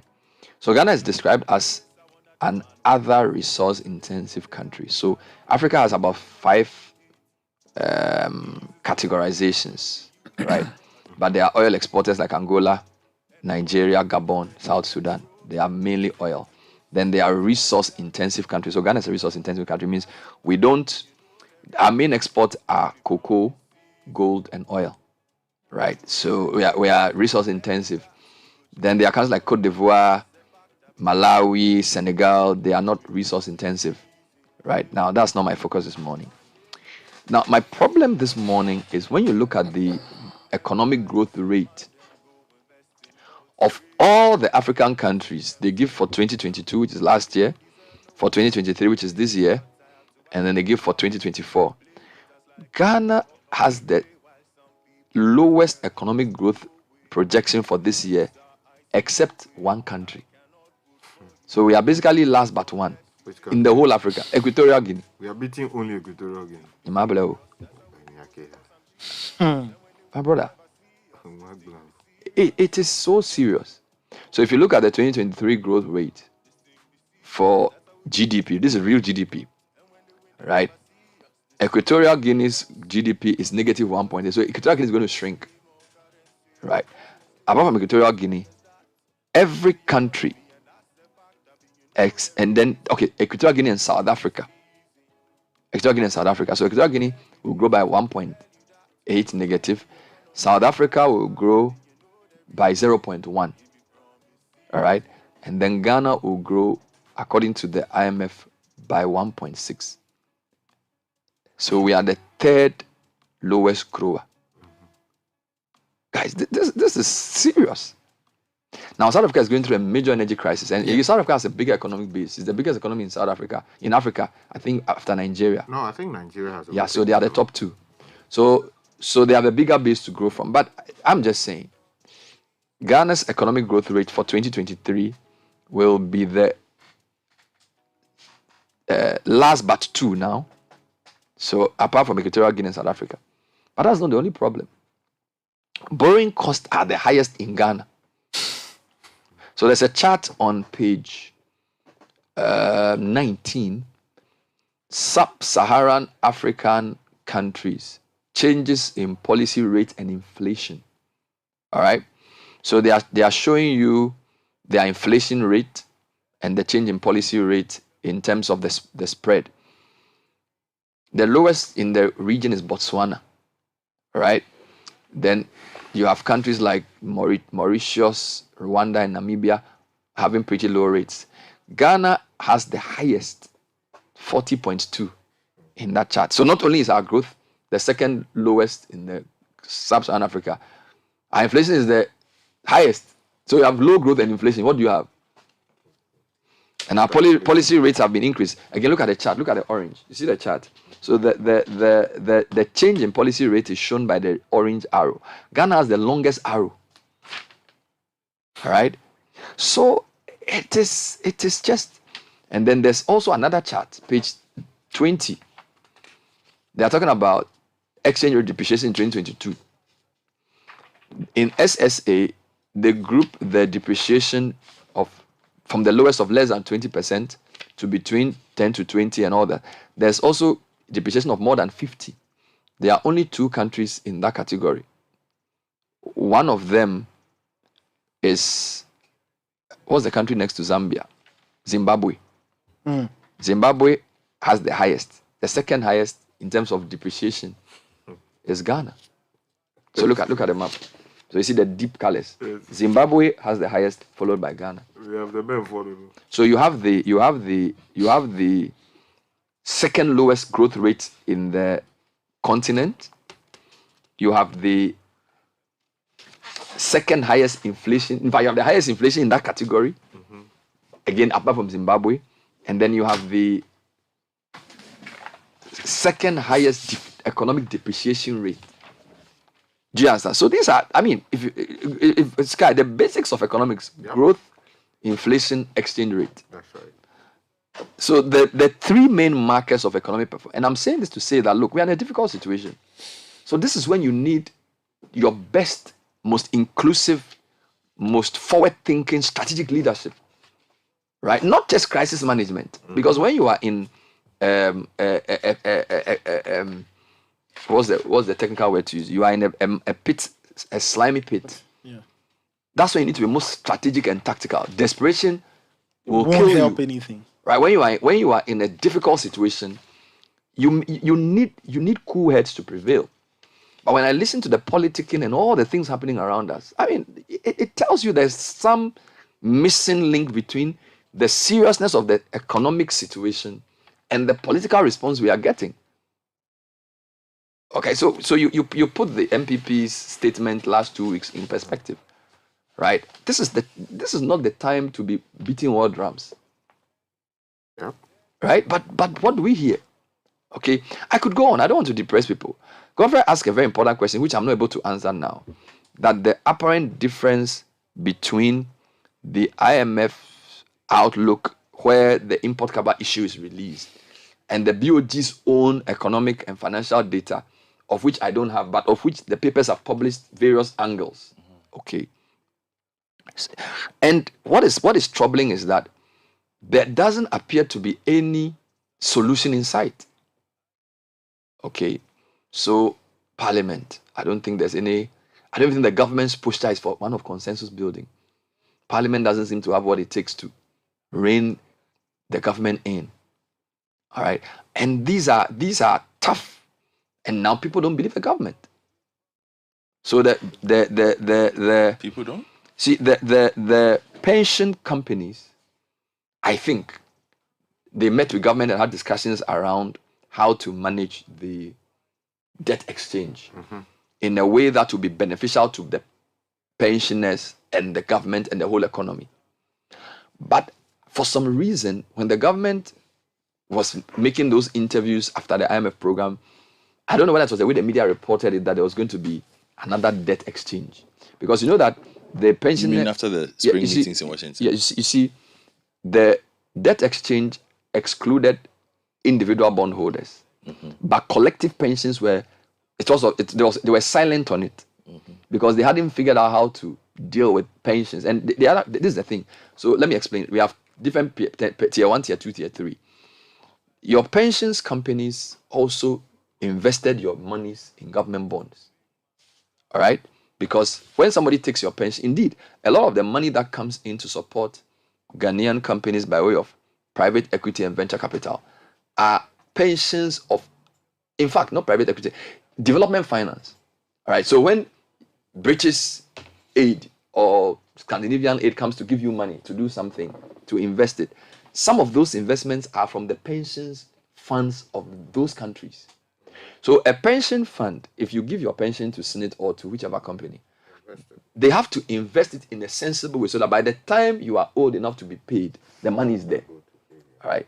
So by law, the law allows our pension companies to give up to 70% of their investments to government. And they give the money to government. And the government says, we don't have money to pay.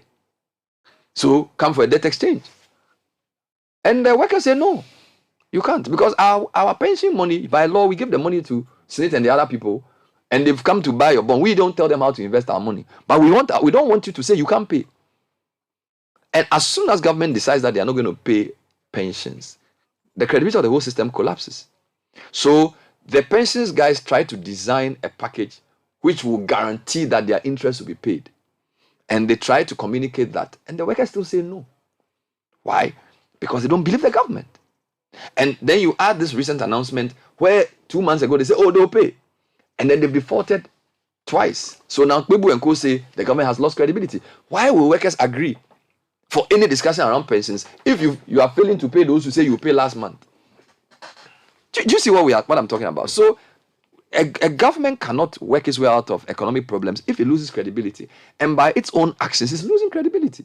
Because if you say you tell Kwebu and Senyo that you will pay, do an entry, then 1 month later, the money hasn't hit their account with no explanation. What do you expect them to do?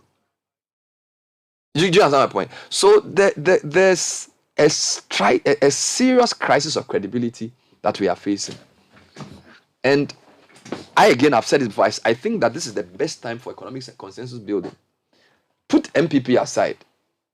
Call and say, look, we are teetering at the brink of stagflation. Do you know what stagflation is? Yeah, when you just said it.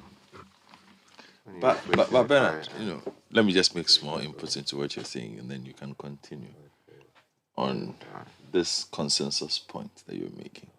Should that consensus not be on the back of an admission that there is a problem? And I've consistently told you that when you listen to the government's position on a lot of these matters, the government does not sound desperate. Their actions, for those of us who have eyes and who have the know-how and the knowledge, look desperate. But when they talk, you understand, it looks like we have everything under control. Everything is going on as planned. Even if this has come up yet, we know how to handle these matters. You understand? From the calls of MPs to get the finance minister removed and the response of the president, up to the finance minister himself, who has said that he's the best man for the job, and the president has never said otherwise about it. The parliamentarians the so-called rebel parliamentarians who have now been whipped into line and don't seem to have an issue with anything again, because as soon as these noises are made, other things happen in their lives. It's a bit strange for me. So how would you generate that consensus when you have a government that has actively, which is weird for me though, that has always had a really, really great relationship with civil society, with academic institutions, ignore them the way that they have ignored CSOs and academic institutions and academic opinion, like this MPP government.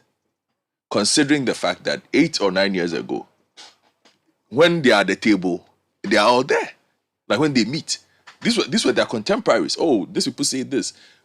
References are always being made to the work of these civil society organizations, to these public intellectuals. But suddenly these same persons, you come into power, you're making mistakes, these same people say, okay, can we do it like this? Can we do it like that? Or you are taking a decision that people tell you, okay, this path that you are on is wrong. And then you're like, oh, you don't know what you're talking about. We are going to tell you how it's going to be done. Yeah. And it has led us towards this path. And it hasn't changed. You say lame duck government. Yeah. I agree with you to an extent, but it's also an I don't care government.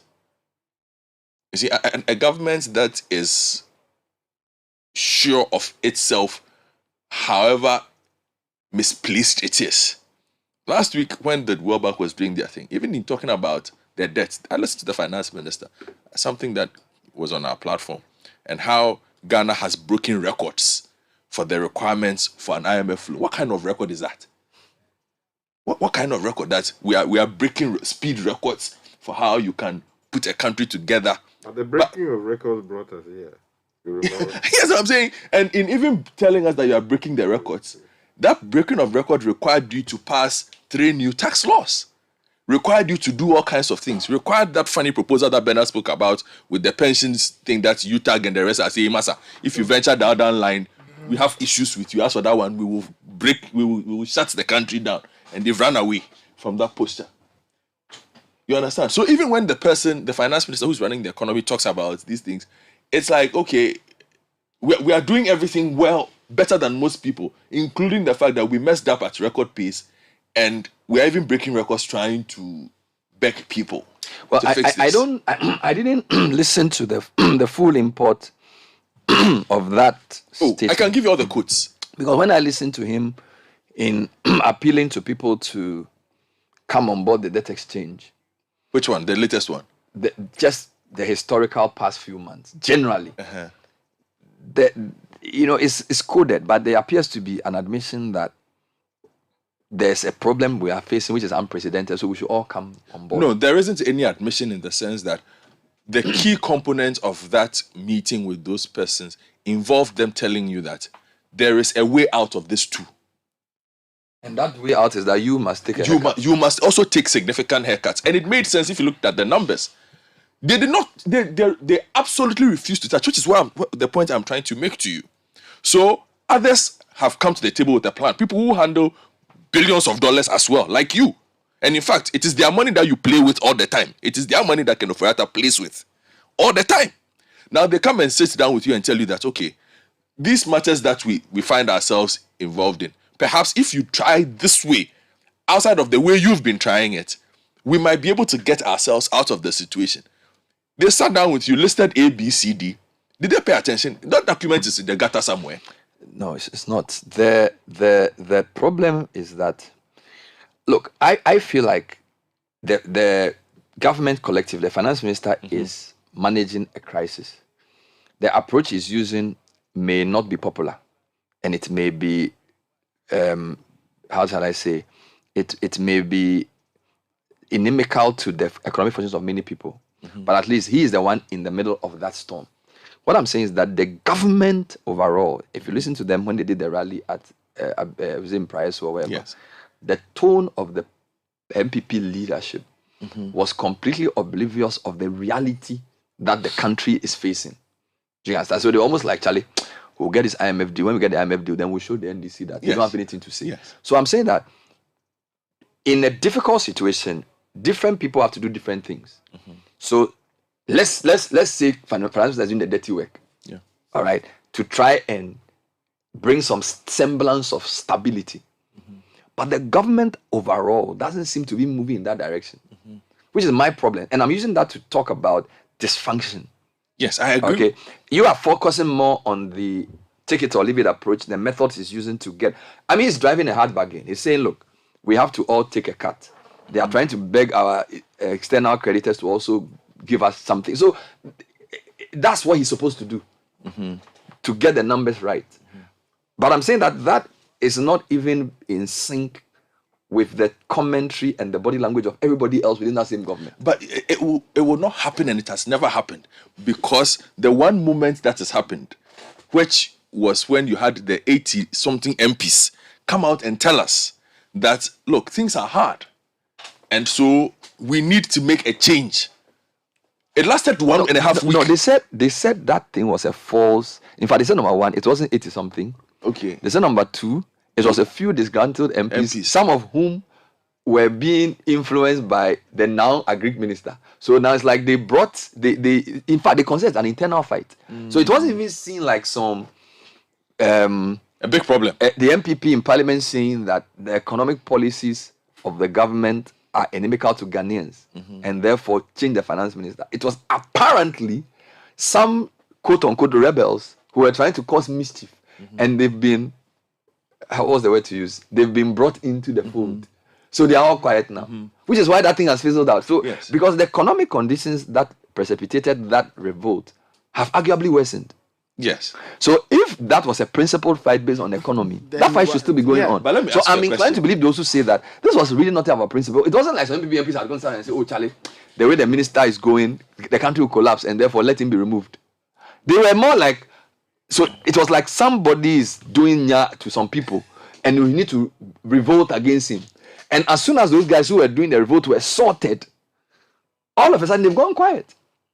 Do you get my point? So it wasn't a principled fight on the economy and that they felt that the finance minister should be held responsible for the state. They were probably using that as a pretext. And events over the past 2 months have proven to be right. Because, Sky, if you've taken a principled position that your Minister of Finance is mismanaging the economy and is making the government unpopular and therefore you should go, are you telling me that the time they started saying this in October, what has improved? But that is the... So they've just decided to keep quiet because whoever the main instigator was, or whoever the main instigators were, have been... rewarded. Yes! So it's not... So that's what I'm saying. So the parliament is now even troubling because the parliament are supposed to now be the last vanguard to say, look, we are going to block loans. All the votes, it went through. And there's all of a sudden the MPP MPs who were so loud, I think apart from Andy Akubi and one or two of them, they've all the 84 MPs have met Jesus on the road to Damascus and they've all been converted. today on the day all of them. No, you see, on the road to Damascus. So on the day that I am avoiding, hold on, Sky, on the day that I am avoiding my usual political the road to Damascus. They've all analysis. You have decided to enter that space. They have seen the Lord. But my question though to you is the understanding of where we are, and that is a question that listeners can also ask themselves generally. And Sky and Nathan, I have always made the argument about the MPP speaking to its people. Yeah. Okay. And so once the MPP has said the Kronimunye, so far as those human beings are concerned, the country's situation is not tough. Hold on. No. So I'm asking. So I want to ask you, the MPP supporters out there today. They are the ones I'm talking to. Yes. Not all Ghanaians. I'm talking to the MPP supporters out there. Yes. Do they actually think the country is in dire straits as we speak? That's a very good question. You know the answer to that question. In Ghana, voice is also part of economic power. So a lot of people who make noise on behalf of the MPP will be people who have been incentivized to do so. All right? Which is why it's very important for media to go to the ground to speak to people actually. So, for example, a good test of where we are is when the caterers from school feeding gave that interview and told us exactly how they felt. Do you understand me? Now, that was an interview that was not sponsored. That was an interview where the woman came and said in tweet that, look, in Crofono, omu de yenka. Ye MPP for, but omu ntia ye bre. Ye hu train. That was a very good interview. Now, what am I saying? The economic reality that is on the ground is not what is being communicated. As I'm saying to you, the narrative is that we are going to IMF. When we get the 3 billion, everything's fine. We will, the thing will, and then we'll now show NDC that they were worse than us. So the whole fight is about, okay, right now we are hot. Ukraine and Russia has come to mess us. COVID-2 came. And when COVID came, it blew us out of water. Ukraine has come to destroy things. But when we get IMF, things will stabilize. Then we will have the credibility for us to now take on NDC for the election. So that's the message. And I'm saying that message, they've got it.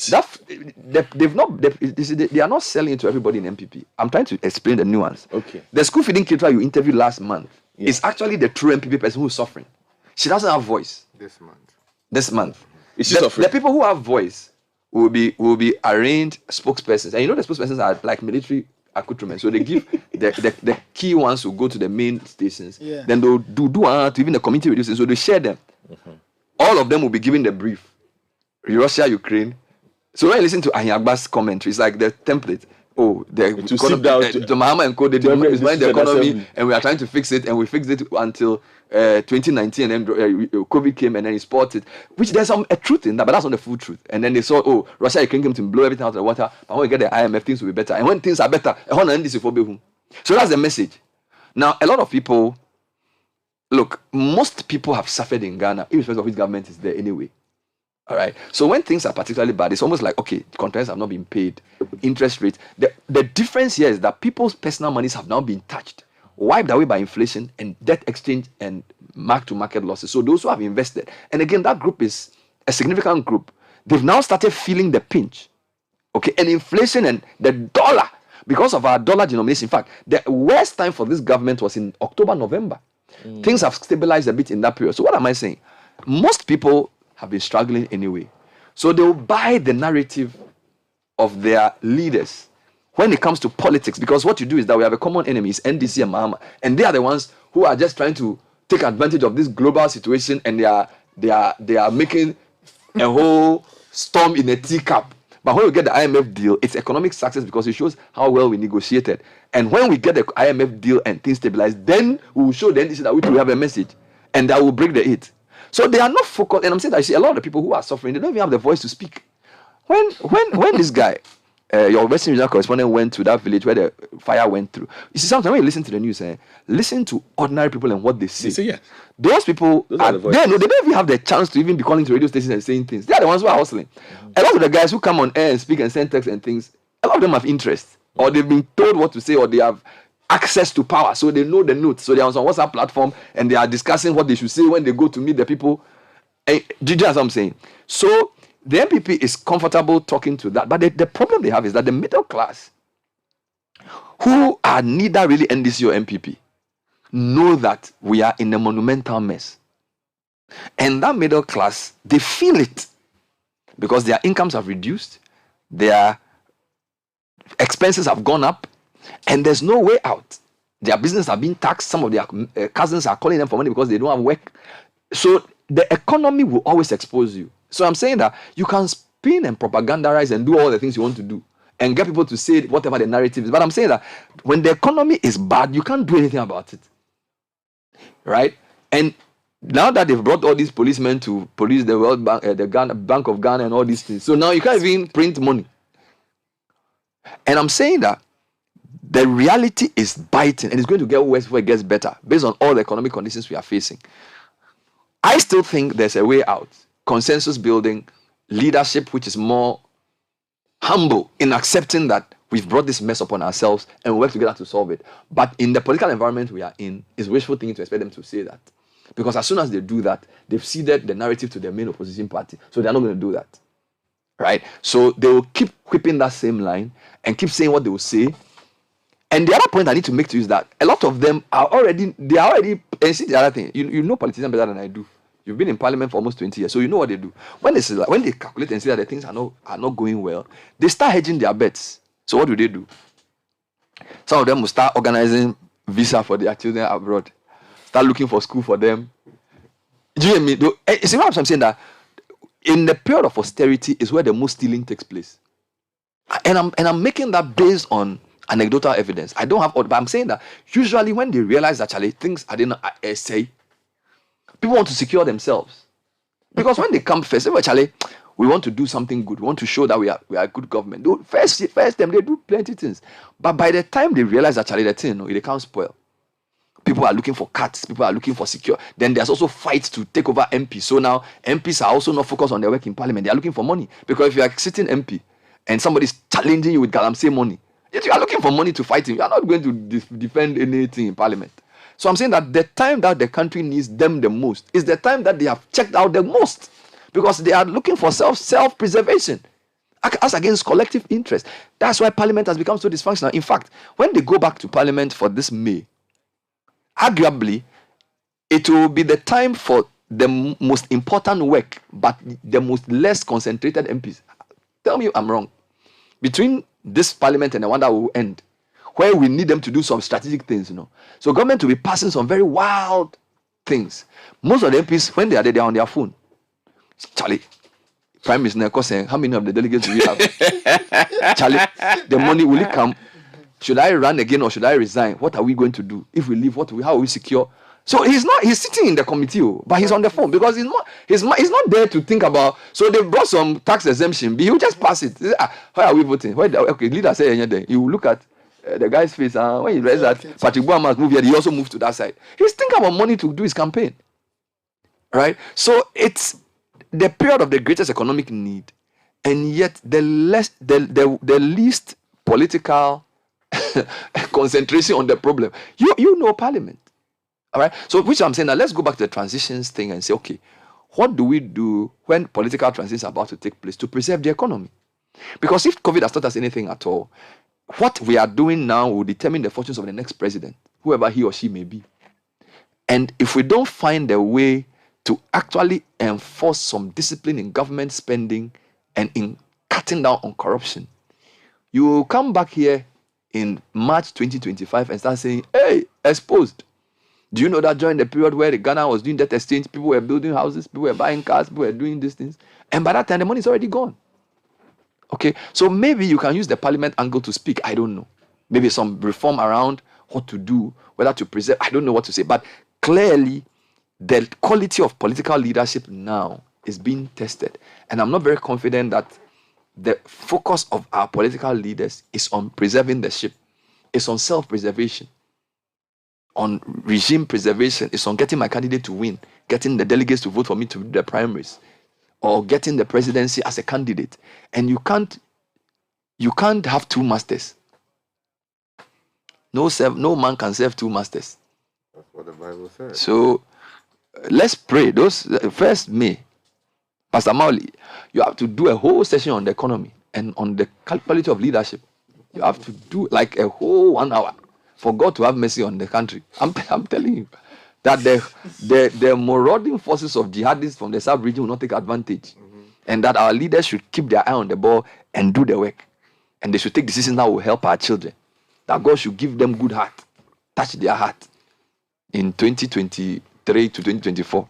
So this year you have to go for the family consecration. You have to.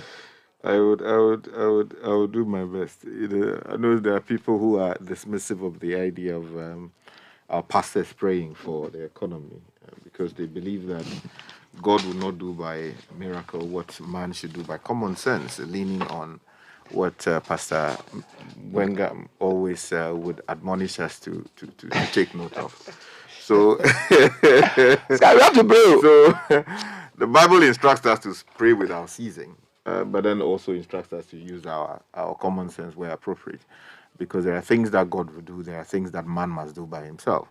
So the question is whether we set up ourselves to fail. I've given a voice to Godfred Odum. Okay, what voice is that? It's a voice curled from something that Lee Kuan Yew said to a group of university students so many years ago about how to establish a good government.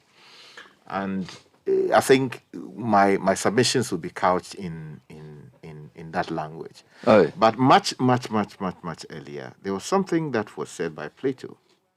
And I guess that, it's a point that I have made consistently, but somehow we don't pay attention to it. He said that only those who do not seek power are qualified to hold it. Who said that? Plato. Hey, what only those who do not seek power are qualified to hold it. What you do is to examine it within the context of whether a person has fought consistently to get power. It's philosophical. Now, so those who are looking for the power, no? Those who crave for power, their motives are not right. So when they get it, they do not use it to achieve the right ends. That's what largely that's what he's trying to say. Now, and I will take two examples of what would seem to be consistent with what Plato said so many years ago. Mm-hmm. The most recent would be the Nana Addo Dankwa Akufo-Addo government. Mm-hmm. You know, he fought for an election in 2008, lost it. Much earlier, he ran for the ticket of the MPP, lost it. Ran again against John Dramani Mahama, lost it. 2012. And then ran again 2016, and then won it. Now, in the course of that entire journey, he met people. He made promises to people. He told people to believe in him. He asked people for their support. They should invest in him. And that when he takes over, things will be good. There were people who fell along the way. There were people who supported the first campaign who were taking out for one or two reasons. Some other people brought in. Some other people came on board, and eventually power was won. Now, in the course of achieving the victory that he ultimately got in 2016, he had become, to a large extent, indebted to people by reason of promises he's made that, oh, when I come, I'll give you this. When I come, I'll give you that. And all of these people, apart from their emotions that they invested into his campaign, invested their time, effort, and resources. So when you come to power, and you have won power, power has come, a man is as good as his word. You must keep your word. When you do not do it, then you are not a principled man. So people who hitherto, or strictly speaking, should not find themselves in government, will find themselves in government because promises had been made. People had made expenses. So they will go to them and say, hey, honorable so and so, you brought X amount of money, or you invested so much. So what do you want? Oh, I want that ministry. I want this ministry. I want this position, NPA. I want that position. I want that position. So I'll put my people there. So ultimately, they will account to me. Majority of the times, people don't realize that that's how governments are formed in our part of the world. Because when people bring money... No contribution, no chop. You don't chop. And so when the president has won and is determining whether Kofi should find himself in government, he will call him up and say, look, Adieno Abenyo, please, now what do you want? So that person will bring his list. That I want this ministry, I want that ministry, I want that ministry. You say, oh no. You want the ministry for what? As a position, as a reward? Yes, as a reward. Not because the person is competent to do the work. Yes, so Bernard, let me give you a typical example. Let me just open our eyes a little bit for those of us who don't know how these things normally happen. You have won power. Godfrey supported you. I supported you. Yeah. All of us supported you with money. Yeah. When you win power, yes, you have the power to appoint people into offices. But because all of us have invested money, everybody has a share. Yes, so you have meetings with Godfrey. You have meetings with me. You have meetings with Nathan. And at those meetings, which are almost always separate meetings, you ask, Charlie, I recognize, thank you so much for what you have done. You have brought me here, and I'm grateful to you. Now, as a show of my gratitude to you, I made some promises to you that when the thing is well cooked, I will make some gestures. What exactly do you want? So Godfrey will bring his list and say that, okay, I want this ministry. I want this. Yes, Gapoha. I want exactly. I want free zones. Exactly. And all of those are because... And when he says he wants it, not as he wants it for himself, no, for his people. Yeah, he has a business interest. He has people who follow him. He has people in mind. And people who have also supported him. So it is no longer a question of whether the people are actually competent to do the job. And then also, the president doesn't know, majority of the time, these people. So you hear that somebody is a DCE somewhere, somebody is the chief executive of this company, somebody is the head of this particular department. He has not met him. Godfrey has come to tell him that this is the person I want there. And if you have to honor your promise to me, that is the person you put there. Of course, the president takes ultimate responsibility. But that is how we have traditionally formed governments in this country. And all of these things go to affect how we run this country. Lee Kuan Yew said that when you want to form a government, you must form a government that sees itself as a trustee of the people. The moment a reward for their labor. Exactly. When you do not have the mindset that we are forming a government that represents the true aspirations and the will of the people, you lead yourself astray. We had a similar problem with the Mills administration. But let's play Lee Kuan Yew. So this is Lee Kuan Yew. Yeah. When did he say this? Quite a number of many years ago. Yeah. Okay. Yeah. Regardless of the present missionary zeal of the Americans of democracy and human rights, which has broken up the Soviet Union, it would be misguided to believe that what has worked in very special circumstances amongst European societies and what is barely working in Korea and Taiwan is universally valid. How to establish good government? Good government means a government that considers itself a trustee of the people, whether you're king, chief, or whatever. Not somebody in temporary charge and insecure and therefore out to settle an annuity and a nest egg for yourself, which is what has happened in so many countries. So if you ask me what my thoughts on decolonization are, I think they are grim, because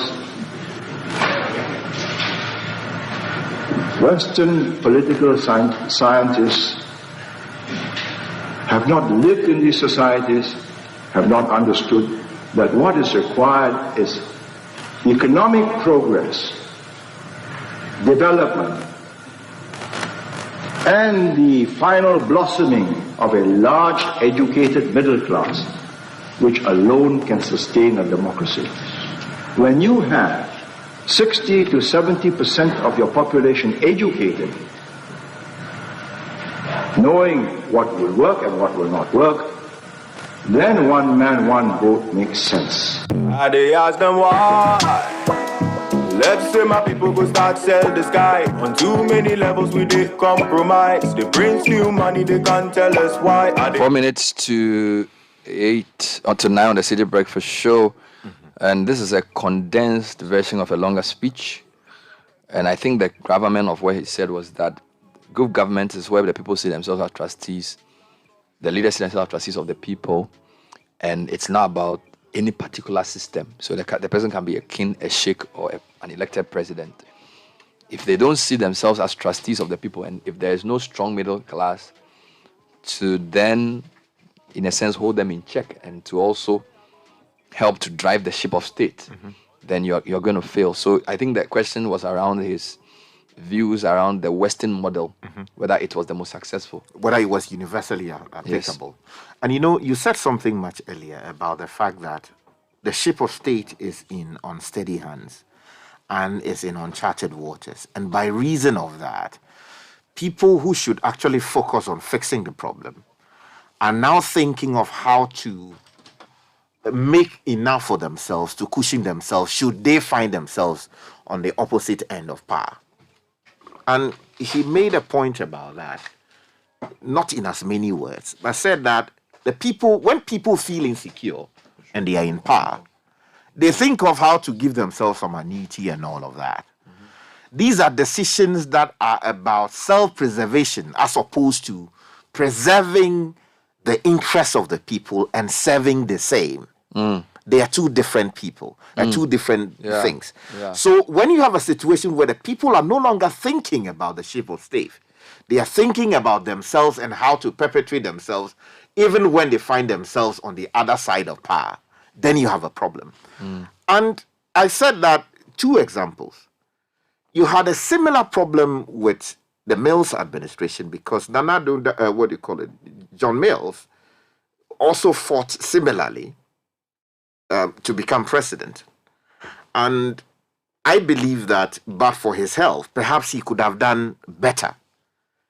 But also because he fought a number of times to become president, quite a number of people who actually came to office ideally, you would say that because promises had been made along the way. I think the lesson that we should learn from what Plato said so many centuries ago is that when you have someone fighting all the time to become president, investing money, blowing it, it doesn't work, he comes back. If it is a loan, he will go and take it, come. If it is something to sell, he will go and sell it and come. The fact is that when that person is ultimately in charge, he becomes indecisive by reason. So are you saying that they owe so much, they have to pay? Exactly. I mean, and the people they appoint are also paying they are collecting their pound of flesh. So the ship of state or the state becomes then the cow that they are price. milking. Yes. Because what it means is... So under the pretext of delivering development, they will do the least they can and then essentially focus on how they can recoup their investment. The state's resources for personal use. Yes. But then that's not a democracy. That's not government. That's the criminal organization. You see, Bernard, unfortunately, that is what we have. The reason is, you see, if you fought for power first time and you win it, or you won it, in that case, yes, you may still be somehow like indebted to people, but you are able to determine the terms of engagement. You see, let me make so you are claiming that the whole thing is that the more attempts they make, the more indebted they become, and then the more desperate they get. So when they get into office, they are weak ab initio. Yes, because you cannot tell someone who invested 200 million Ghana cedis in your campaign over 3 different elections. He now has somebody in office who is working and accounting to him, which is... But can you not push back and say, okay, fine, I won the election and you all helped me, but a lot of people helped me to win an election. And my responsibility is to deliver a government that will make things work for all of us. So whilst you are good at raising money, you are not the best at deciding who becomes a minister. And therefore, your reward will come when the governance that I promise. Because don't forget that all the things you are saying, you've forgotten that they also came to tell us something to vote for them. So yes, you took money from whoever to give him campaign support, but he also came to tell us that he would do A, B, or C, which is the collective interest of the citizens. So you can tell this guy who gave you the money that, look, yes, when at the end of my tenure, you will benefit because I'm creating a fair playing field. I'm going to stop all the unnecessary economic, the bad policies of the previous government that we are told is what has brought all of us to our knees. And I'm going to do that. So my pledge, first and foremost, is the Constitution and the people of Ghana, not to the people who funded me. Yeah, so that is in the theory. And no, but that's what a strong leader should do. That is. Or once you take the money. That is what the text says. Once you took the money and you have your eyes on a second term, from the starting point, you are paralyzed by reason of your indebtedness to the person. But how do you win elections if you don't? So maybe we should go to the question of financing elections then. You see, I believe that the framers of the Constitution had foresight when they put the Electoral Commission in charge of things like that.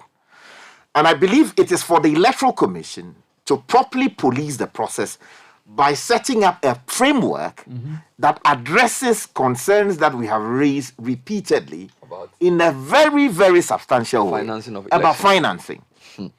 But as we speak, if you go to them today to give you consistent reports filed by the various political parties and people running elections as to whether they had complied with the constitutional requirement, the statutory requirement that they should file their accounts, audited accounts, consistent. So you are boiling the whole thing down to campaign financing. It is part of the problem, Bernard. Are you serious? Because look, I can tell you, it is just I just don't want to mention names. There are people who are occupying ministerial positions who have no business being there. There are people who are chief executives who are on boards in this country who have no business being there. All because of reward for exactly. Finance. So you are reducing this whole complicated economic situation discussing. It is not the only problem. Financing. It is not the only problem. You think it's one of the main problems? It's a major part of the problem. Maybe I'll test that with the CSOs of this world to see how strong that point is. Because I feel like if you are everybody needs help to win elections everywhere. Mm-hmm. So if you are going to use that, then it's almost like a cop-out, because then the character of the leader and the strength of the leader is undermined. Unless you're saying that once somebody gives you money to run a campaign, the person controls you. You see, a leader, and a strong leader for that matter, is only as good as those who support him. Really? Right? That's the fact. Because, look, you can be the finest brain in a country, but if you don't have a certain group of people coming together to say, we believe in your vision, and we are supporting you to achieve A, B, C, and D, you will not get. So let me ask you, so as Ghanaians, what should our response be? Should we say that maybe we should all donate mobile money to political parties so that whoever gets elected is not beholden to just one or two people? Or is it that, don't forget, there's also the whole discussion about the cost of elections, that they are getting increasing higher and higher, so that it's going to be very, very expensive to even become president of Ghana. So once you get the position, there's so many people whose account need to be balanced. So you are almost cursed to become corrupt because of the nature of financing of elections. Let me just do a quick contrast with the situation in America. One of the most powerful lobby groups in America is the guys with the rifle. How do they even call them? National Rifle Association. They are the bulwark of political party funding to a huge extent in the US economy. You sure? US system, yes. And that is how come, because of the the way of their power and how they are able to move things A or B, that's how come so many people get killed almost every day through shooting. And just this morning, we're discussing another one. Oh, there's another one? Oh, yeah, that's right. Someone died, I think it was in Tennessee or one of those places. Every day. Exactly. But you cannot touch, they call it the Second Amendment, or is it one of them? The right to bear arms. Exactly. You cannot touch it, because if you do... Is it the lobby or the mindset of the average American? Because I thought, when I spent a few weeks in America, I thought the mindset of the average rural American white man is very predisposed to the right to bear arms. They almost see it as like a fundamental right after the right to breathe. So I'm not even sure it's the NRA. It's more like their own mindset. No, you can base it on the history of how American came to be. They think like, hey, we need our guns. But you see, when you hear pastors and things you respect a lot. When it comes to the gun question and they are discussing it, it's like, are you tripping? So I don't know if it's the rifle guys who have lobbied the people, or the people themselves have been brainwashed to believe that they need guns to survive. Guns, yeah. No, you see, they do their lobbying, they do their advocacy, they speak publicly, they state their position as to why people should bear arms and all of that. But we have also seen how guns have been destructive. Someone who is mad enough to go get, a few rifles, walks into a birthday party and guns down so many people. And you think the NRA who's responsible? I am saying that, you see, you would argue that, they have a right to push their position. But the fact is that they are sponsoring a lot of people. You see, in this part of our world, they have created... But then that's also corruption. No, they call it lobbying. Oh, please. The fact that you are basically saying that money is what is influencing the policy. And those who have the most money determine what gets passed or what doesn't get passed. Yeah. How different is that from somebody giving the president money and saying, appoint my nephew as the minister of whatever? So it's the same thing. It is the same. So I'm just saying that I'm just looking at what's happening in the US versus what's happening here. And I'm saying that. So in the same way that the gun lobby makes the US president powerless in gun reform, it's the same way that the campaign financing makes them. But the other point which I need to actually add is that even in the US, campaign financing also determines policy. So, for example, all these companies that support these presidential candidates, at the end of the day, they have a say in what gets done. The only thing is that because the US has a stronger history of institutional independence, so Janet Yellen can do what she has to do for the central bank, and their courts will do what they have to do. Get me? So, but even with that, there's a lot of corporate influence on US governance. Exactly. So, which is why Lee Kuan Yew is right, that you need to look at your situation and decide what kind of government you want. And I am not sure if we've even thought through collectively what kind of system we want. Because when I listen to people, it's like, oh, constitution is bad, change it. Is it the constitution that's bad, or those who are using it, who are misusing it? Yeah, that's the view I take. So it's almost like we haven't actually, the society hasn't gone through a point of reflection, and it's also a part of history. So some societies have gone through certain things that have made them realize and like look at Japan. So like the Japanese society is based on a strong history of struggle. So there's a mindset that they have, strong culture as well, which has not been penetrated by external forces. So they have a way of thinking that makes them lead the way they lead. All right. Now I'm not sure if we, as a society, so again, in every society there are things that make societies reflect. It could be conflict. Right? It could be a certain leader who comes up and that's a draconian leadership for 30 years. Could be disaster. Could be natural disaster. Or it could just be an enlightened middle class that always push the boundaries of civil discourse, or a mixture of all.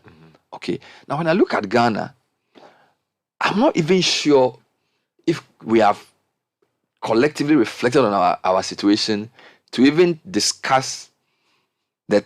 It's like, because when we talk about constitution, most people are just like we shout and we are very emotional.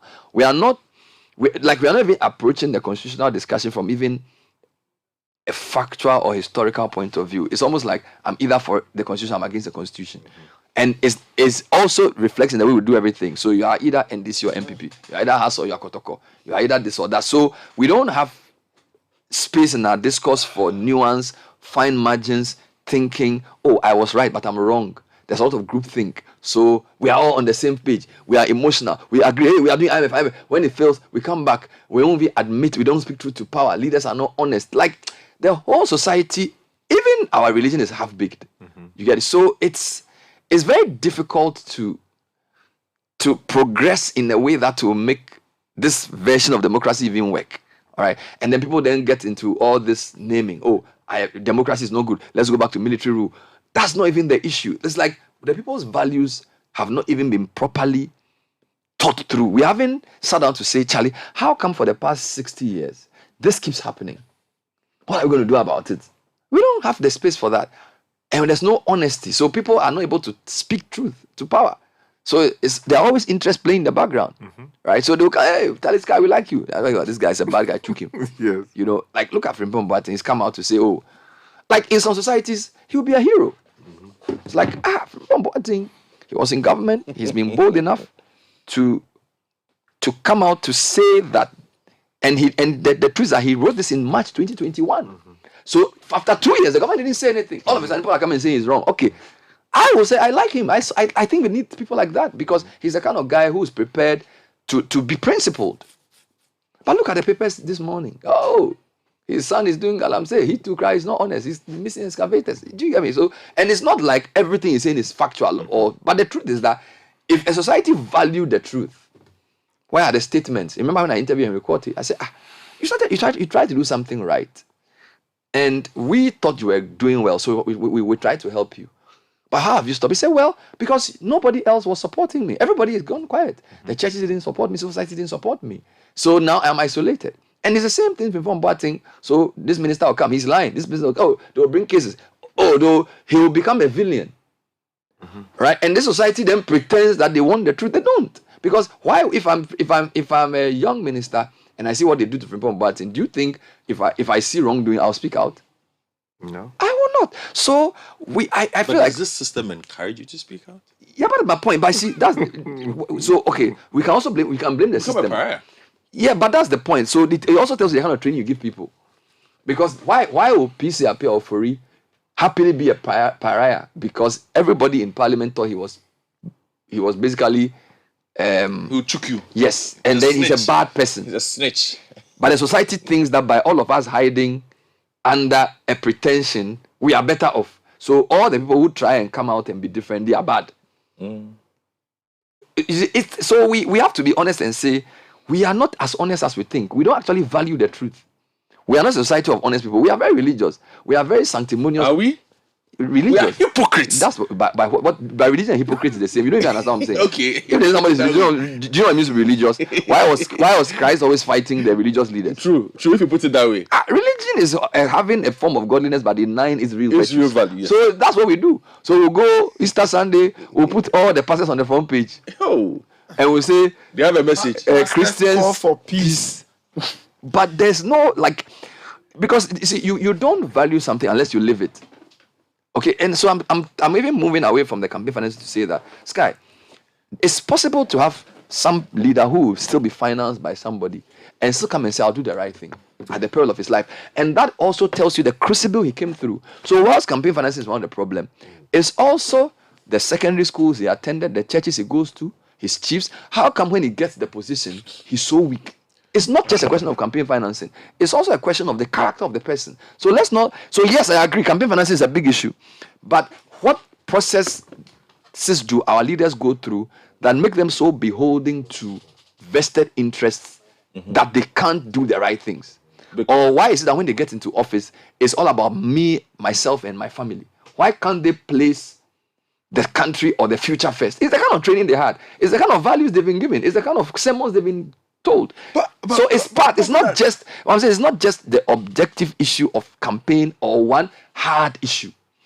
The soft issues are, I think, and you see, the reason why these soft issues are important is that they cut across, people of all religions. We do it. Christian, Muslims, traditionalists. We have the same mindset when it comes to certain things. So soft issues are cross-cutting. They are even cross-generational. So in class 4, they are saying this guy is a chuka. And the chiefs are also doing the same thing. So National House of Chiefs, when Toby Apele says something, oh, he's a bad guy. Why did he return the money? He alone is a bad guy. He's trying to say we are all bad. So they snitch on him. He's trying to say. So you go to class 5P in your former school, and then the children are also being taught the same thing. Okay, so they will all keep quiet when something happens. Teachers say, who did it? They all keep quiet. Now, if the person who says he doesn't get rewarded, he is going to think that, Charlie, there's no benefit in speaking the truth, because when you speak the truth, you get what's the word? Become an outsider. Yes, you'll be alienated. Yeah. Do you get me? So I'm saying that a society that has not reflected on its journey and that is not honest with itself, to have honest conversations with itself, it's like you're a teenager. Listen to Kofi Amabin. He said, look, he was on the path to distraction. Listen to his story when he says he was doing so many foolish things, and he realized that at age 24, if he doesn't change his life, something's going to happen to him. So he gets accidentally applies for the army and gets a job, and realizes that actually, if he hadn't got into the army, he would have destroyed his life. But he had a hard, honest conversation with himself that, actually, I'm on this path of enjoyment that if I don't take time, do you understand? So everybody has that reckoning moment where, like you, the Damascus moment, where you were, there was a day. Look, there was a day I became that, Charlie, this school I have to be serious. GSS2, Charlie, I have to learn. I've never learned in my life. So that PECs come. If I don't pass, I'll disgrace my parents. I'm the seventh of my father's children. Everybody's getting prize. I'm not getting. If I don't get serious, I'll be a disgrace. Then there's a reckoning. Now the question is that, has Ghana done that? Has Ghana sat down to say, look, we are a nation that is basking in past glories. Look, I just showed you the IMF outlook. Growth rate, we are second, last but two. Inflation, we are highest. Exchange rate, we are second but last. Put all of that together. Forget about Kwame Nkrumah and all the grandiose things he said and all that. We are not in a good place. Now, to have that conversation, it's not only MPP who go and have it. So the president cannot pretend that they have all the... If you want to heal a nation that is broken, you must bring everybody on board.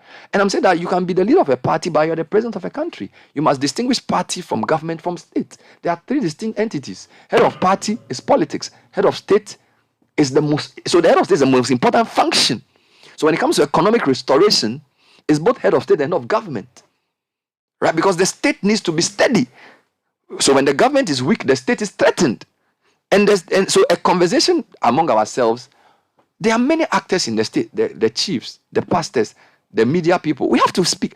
And I'm saying that if we don't admit that we don't value truth and that the society is just hypocritical, we're not going anywhere. All right? And these kind of things, maybe we are saying it on air, it seems like we are being flippant. But trust me, they will keep rearing their ugly heads, because it's like you are trying to push a cork underwater. It won't go. Because it's an underlying issue. It won't go. You know, so I really don't know. Maybe Ghanaians can open up. How do we create a society which values the truth better? How do we create society? And that's not to say we are the most honest people in the world. We are also part of the problem. All right, some of the things we put on air, they are not the best. We admit, we are all part. But at least we've put the issue out that the kinds of leadership we are getting now is really bad. And if the country doesn't wake up to admit, we are not going anywhere. But it just wrap up. My problem with this, all that you said is, where does the leader come from? The people. Who becomes the leader? You see, we are in a place where we idealize people, and most of the time it turns out wrongly, and also because we don't really know the people we idealize. So we put them in a certain position. They don't behave the way we expect them to behave. They don't go the way, and then we are disappointed. But then, have we ever asked ourselves, who really is this person? I always tell people, I don't deal in mentors because I don't really know anybody that well. My father can be my mentor. I live with him. I see him every day. Your mother can be your mentor.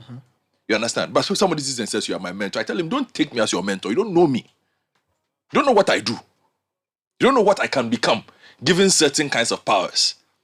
So the fact that I sit on radio and I talk and I sound intelligent and then I sound like, oh, I love Ghana, does not mean that if you put me in a certain position, I would display the tendencies that you see. It takes a lot more. But we live in a place where we are so enamored with the superficial. We are so enamored. Look, the way it is so easy to convince the general Ghanaian populace about how good a person is, how handsome the person is, how beautiful the person is. And so this person is who is going to save us. Sometimes I go on social media and I check out, like, we're in primary season, you know, and you see some of the things people say about some of the candidates. And I'm like, how well do you know these people? I don't know them that well, but at least as a journalist, I spend a lot of time following some of these people around. You have better appreciation. Yes, you might have a better appreciation. Like, what questions do you ask the people you want to lead you? Is it that, so the person has a Land Cruiser, that's it? That is your requirement for who the person who should lead you is? And we have struggled to make it because most of the time, that is just what it is. The people who lead us, or we want to lead us, are the people we look at quietly and say, oh, but we are superficial. We never ask, where has he done it before? How well did he do it there? What's his track record? We never really ask those questions. Okay, so we are locked up in this never-ending cycle. And Sky raised a beautiful issue about square pegs in round holes. It ends there. You see, because we've heard of certain people, oh, this guy, he's some solid guy. Yeah, he's a solid guy. He's a solid guy. Solid guy. Okay. On the basis on that the he basis can of argue, what? because he argues well on radio. Yeah, because like he's a solid guy from what? Don't forget that one of the ways to rise in politics, if you don't have money or you're not from a strong family, is to be eloquent. Yes. So if they put him on air and he brings the documents and is articulate and logical over a consistent period of time, his solidity in media political advocacy translates into political capital. So he will obviously get a position in government. Maybe he doesn't even have values. Maybe he's not even honest. On a personal level, yes, I tend to be very irreverential of people, especially politicians. Yes. I, as a matter of principle, set out to be disrespectful of politicians. Yes, and I like it. Was a minister. And I said no, but I even set out from when I was a sports journalist. Nobody can come and bluff you. You started as the defense minister, so nobody can. So it's part of your prempe arrogance. But I forgive you. Go on. No, but even as a sports journalist, Nathan will tell you there are a lot of Black Stars players who used to tell me that I could do Mbwadie, not because I was actually disrespectful. No, but because you wouldn't see them in godlike. Yeah, I'm not going to sit down and have that kind of conversation with you. You must earn the right to be held in a certain light.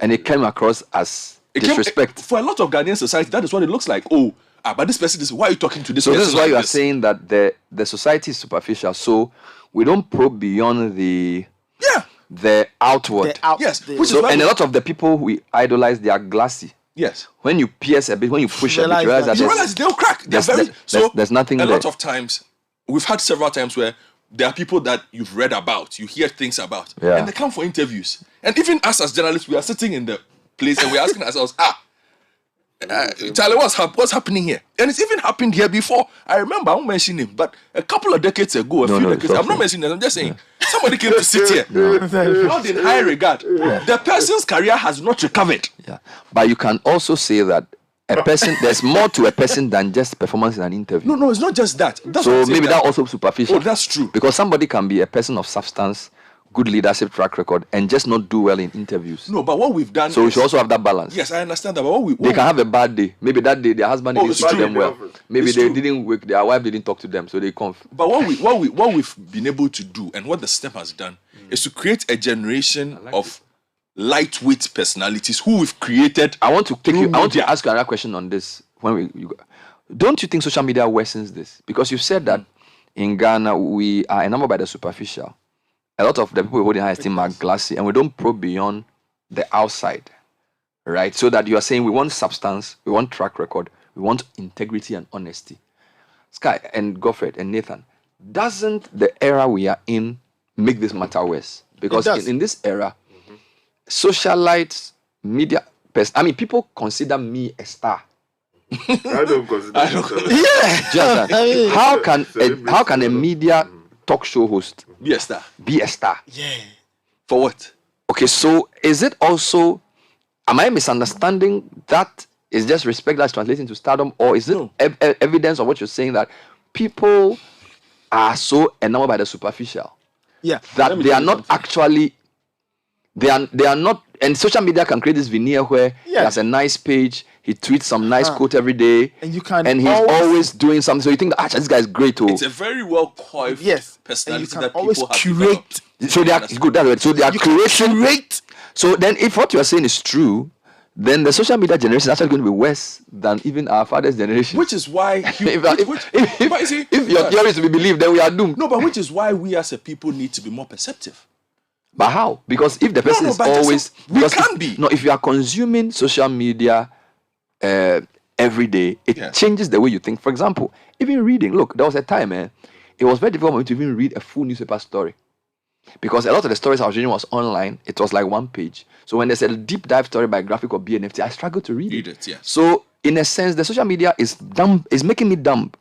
Okay, now if you bring that to what Nathan just said about, what the word you use? Well curated. Sky, then it actually means that we are in trouble. We call it packaging. So it means that a lot of the people who may even get elected are people who are just well packaged, and not people who have a proven track record of excellence.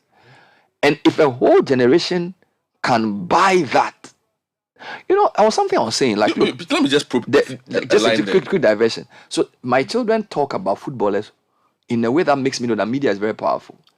Because now they are talking about Mbappe, they are talking about Haaland, they are talking about Lewandowski, they are talking about the new players.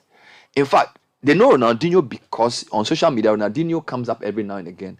So it tells you that the media can, and I'm not even talking about radio or TV, just the whole media and social media, whatever, can create images in the minds of people which are not even true. Do you get it? And it's possible that they will believe that this is the case just because they've been seeing it on social media. And there's nothing you can do to actually change that. And just latching on to that, for example, when you go into, say, comment sections, right, of, say, political party hopefuls, or an aspirant who goes to do something, he goes to donate. And then you go through the comments, you find people who say, oh, yeah, this guy can do the work. We support you. Do it. But I don't even know the guy. Yeah, but you can, and that's what Godfrey is saying. You can always manufacture a certain picture for yourself, and you find that a lot of electorates kind of buy into it. Right. I wanted to bring a question to you before we go on. So in the previous times when you read Noam Chomsky and he talks about manufactured consent and talks about the fact the media is not really reflecting the real truth in society, but because their interests at play. And some people felt like social media, because it's all into all, as against one to many. Yeah. So in the past, you have 3 big media houses: Sky News, CNN, Fox. The interest influence the adverts, they determine who gets on, and they decide what issues to cover. So they can manufacture what is true and not whatever. Yeah. Now you have social media, which is many to many. So Richard Sky can go on social media and say what he wants to say. Nathan can come and say what he wants to say. So some people felt that would be a good way of checking the dominance of individual media tyranny. Yes. But now that we are thinking about it in the way you are thinking, it looks like even though that may be true, it also creates a new problem. Oh yes, certainly, because every system has room for abuse. With social media, the ability to create pseudo accounts by the thousands obviously means that you can nurse people's perceptions in a certain way. The fact that you can advertise, the fact that you can tweak algorithms means that you can actually groom people's minds in a certain way towards something. Now, you also look at our setup where our audience sophistication is quite low. Let me put it that way. A lot of people who actually think they understand media consumption don't understand what they're consuming. If we are to get in, we can get into those shots, but those are pretty technical. Let's keep that away. Okay, so audience sophistication is pretty low. So people tend to just consume things at first rate. Okay, today let me put my mother on flick a bit. She's well educated, very well educated. But there was a day my mother walked up to me and said, "Hey, John Dumelo is dead." Oh, and I said, "Ma, how?" She said, "Charlie, they are reporting the news on." She was watching her phone. I was like, "Ma, I work at Citi FM. Possible. It's not possible That I won't know. There was a heated argument in my house about the passing away of John Dumelo, and I said, "No, it is not true." Even without checking, you knew it was not true. It was not true.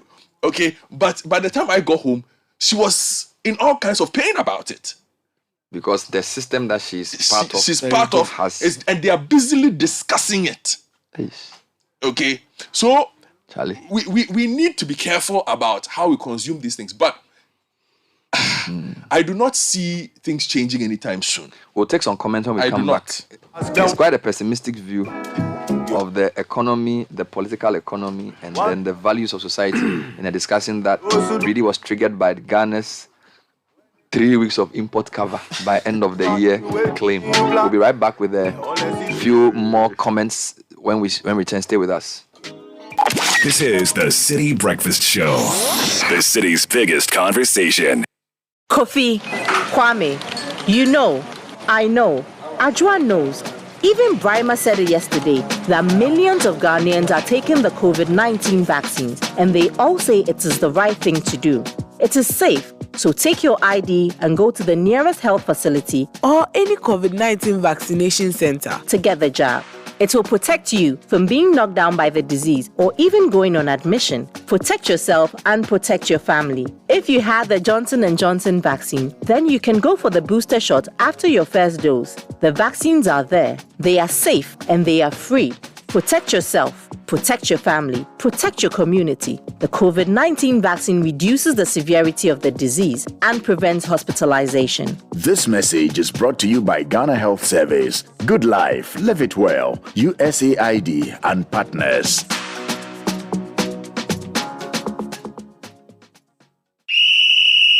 Bet365 is now officially available in Ghana. My G, if you love sports, there's no better way to get a piece of the action. Build your own personalized bet with Bet Builder and select from popular markets on the biggest.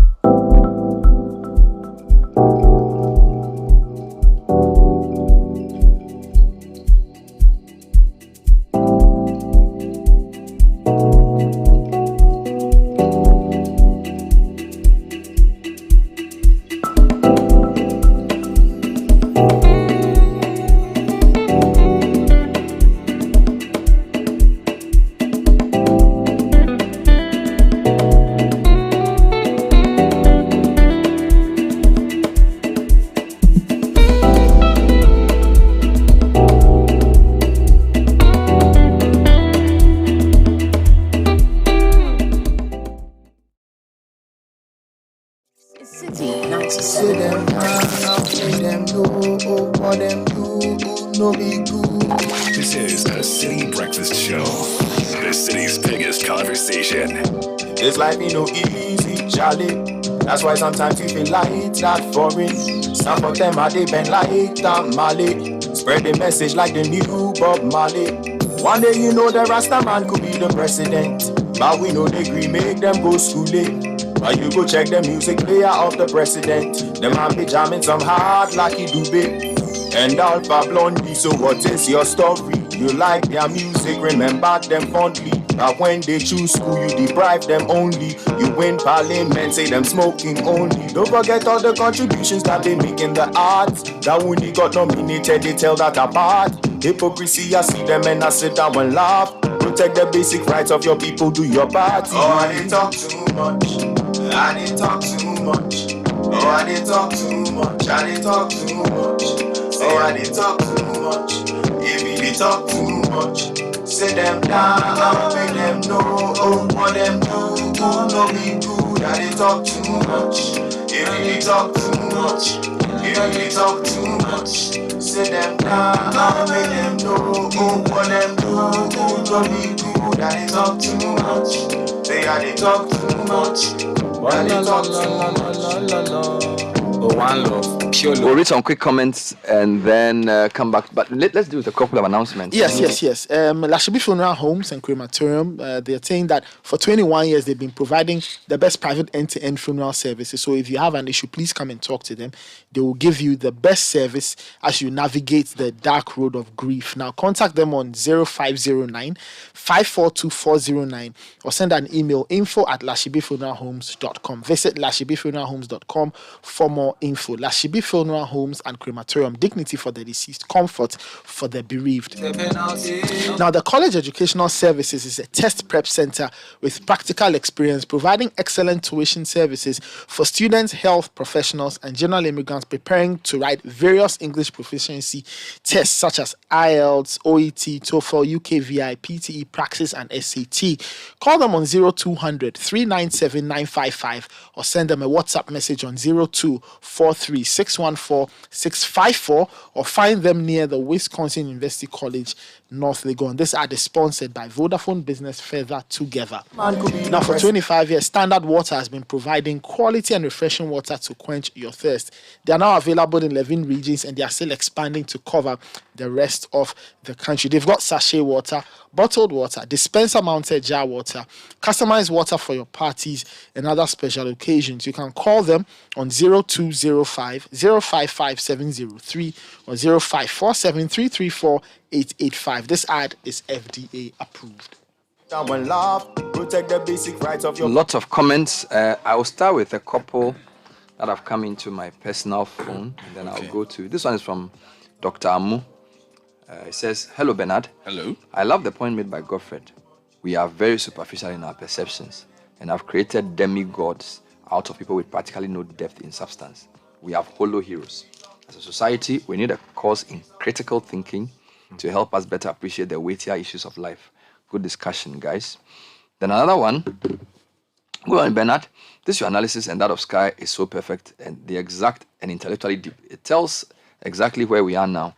And it is not so amazing that these supposed 90 MPs who stood up and said Kenneth Ferrata was incompetent have just all disappeared. Sky's analysis even puts the matter in proper perspective. President Akufo-Addo, due to his indebtedness to some people prior to his desire to become president, has failed with several decisions, and this has affected the woes of the country.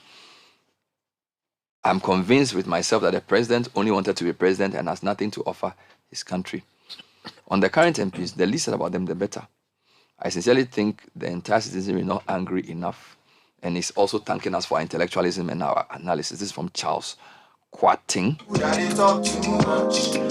Okay, Nathan, I think there's a few more you want to read for me. Yes.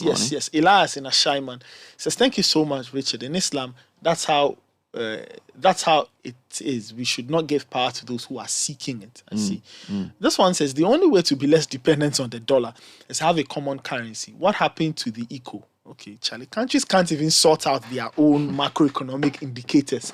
How much more come together and get a common currency? That's tough. This one says, Bernard Pa, The next president is looking for power to enrich himself, family, and cronies. They don't carry any burdens. Wow. Kweku in La says, I remember the Speaker of Parliament said something about putting the executive in check. Yet he's called MPs for an urgent meeting, which the minority says is for an agreement for a loan. Majority would justify this and compare themselves with the USA because they also have debts. Imagine Ghana comparing its economy to the US. Okay? John Sadoba says, when you borrowed so much that there's absolutely nothing to show for it, your lender will send an official to monitor your financial indiscipline. He says this government is just not fit enough for purpose. CM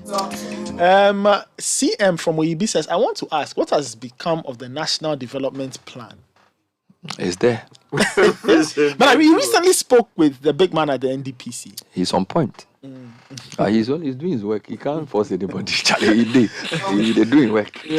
All right, this one says most of these problems are as a result of bringing people into all state institutions and place them above the experienced ones. These people have no qualifications on the jobs they've been assigned to do.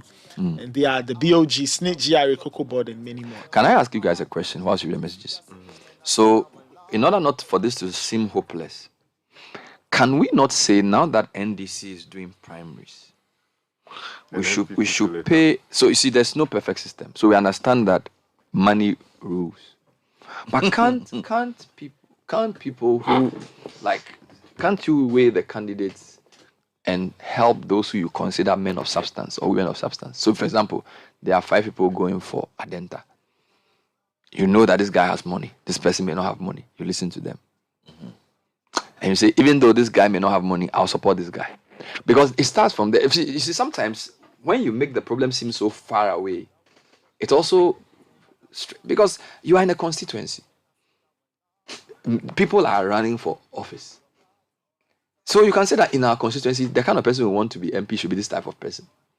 So you, at least when they do a debate, go and listen. And then you say, okay, when I weigh the people, this guy is better. It's a start. Do you get me? Because there are people who are going to bring plenty money, some of which are coming from Ghana, but this one's to come and push. Delegates. So yeah, but still.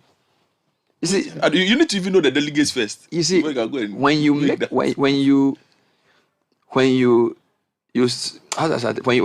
problem from the point of view of you are helpless, because yes, there are delegates. I think you have a point. Yeah, because you can say that, look, in your constituencies, either in these people that's going to win, particularly for those. In fact, there are some constituencies I know that only one party will win anyway. Nothing prevents you from saying that, Charlie, this guy, I've listened to him. He has the right mindset. He has the right attitude. I'm going to use my time and my ink to help him. So even if he loses, do you get? But if you just sit down and say, oh, the parties will do what they will do, they will choose who they will choose, they will come and be corrupt, then it's almost giving up. But this is a very crucial time. Between now and end of year, all the major political parties are selecting people. And a lot of them do these debates and things. You know, and it's not even, I mean, you know some of the people. Listen to the guys. You know, me, I saw some of the ones in my neighborhood. I've been meeting them. Yeah, I really think, Government, I'm not very hopeful. But like your constituency like this, Ablekuma West is usually MPP. Ablekuma South is NDC. Generally, even though it can change. Right? So, is your current MP going back? Yes. Are there any credible people challenging her? Or you don't know them yet? There are no credible people. No, I'm getting interested. Maybe you don't know. Maybe challenging the There are no credible people. But no, MPP and the MPP hasn't started. There are no credible people. Government, don't do that. West. No. Maybe they are there, but you don't know. I've even seen the NDC side one. Oh, they are joking. This guy is an internal skeptic. Because they haven't even brought their names out. No, but I know the people. I've told you I know the people. I met one at the filling station last week. And it's funny. So I was buying something at a filling station, the shop at the filling station. And one of the candidates came to pass by, Charlie. He's just this year, Charlie, 2-tier rubber Land Cruiser in since. Where to get money. So, nobody knows. That's the issue. So somebody was standing but I was like, now we're tearing man. Obedi MP. You know, but I agree with you. Maybe we should get a bit more involved. But I'm just giving you the latest update. And the because challenges like the MPP. Because you see, if there are honest people with a proven track record that push them. I mean, we will use media to try and level the playing field, okay, give people a chance. But interviews and things are not the best. If those who you live with the people, you know the people, you know the kind of family it's coming from. The other problem is that people also change. So somebody can come, poor candidate, humble lion, let him win and see. Then he also change. So it's not that easy, but at least, that's also there. So people come and they'll pretend that they are good people and things.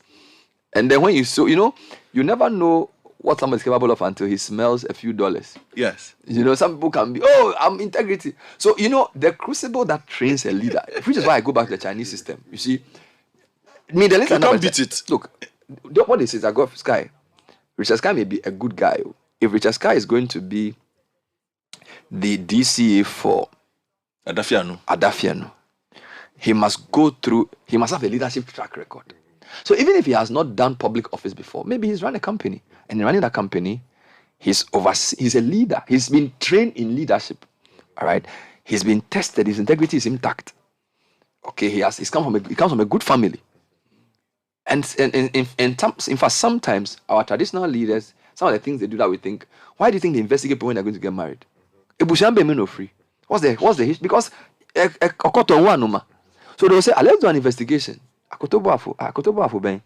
So they do those things. They check. They do all those things. So they may not even go. You see, we say democracy. So let the person who has the most money win. We call it democracy. You don't really investigate. Or the person who has the most money wins and appoints the person who contributes to him the most. But you see, look when you're saying that if they are stewards, then they'll say, okay, we've won power. Remember the tripod test? Yes. Look at this tripod test we have in Ghana for DC. What is this tripod test? You remember we had a whole report what is it? That the MPP did on DC. And Sky, I know people who at least, and there was one particular guy who wasn't given the thing that I was disappointed because the guy, I've known him from my days at Presec. He worked for a telco. He has a proven track record at the international level. And this guy wants to do politics.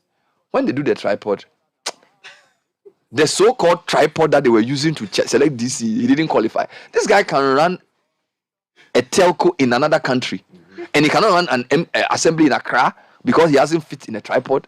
That tripod, they should break it. So it goes back to the value thing. So you are talking about he had no knowledge of. You see, so I'm saying that let's not gloat in we have democracy. What we have is not a proper democracy, right? And it's not even a proper because you are looking at systems where they test, they check. This guy wants to be MC. What has he managed?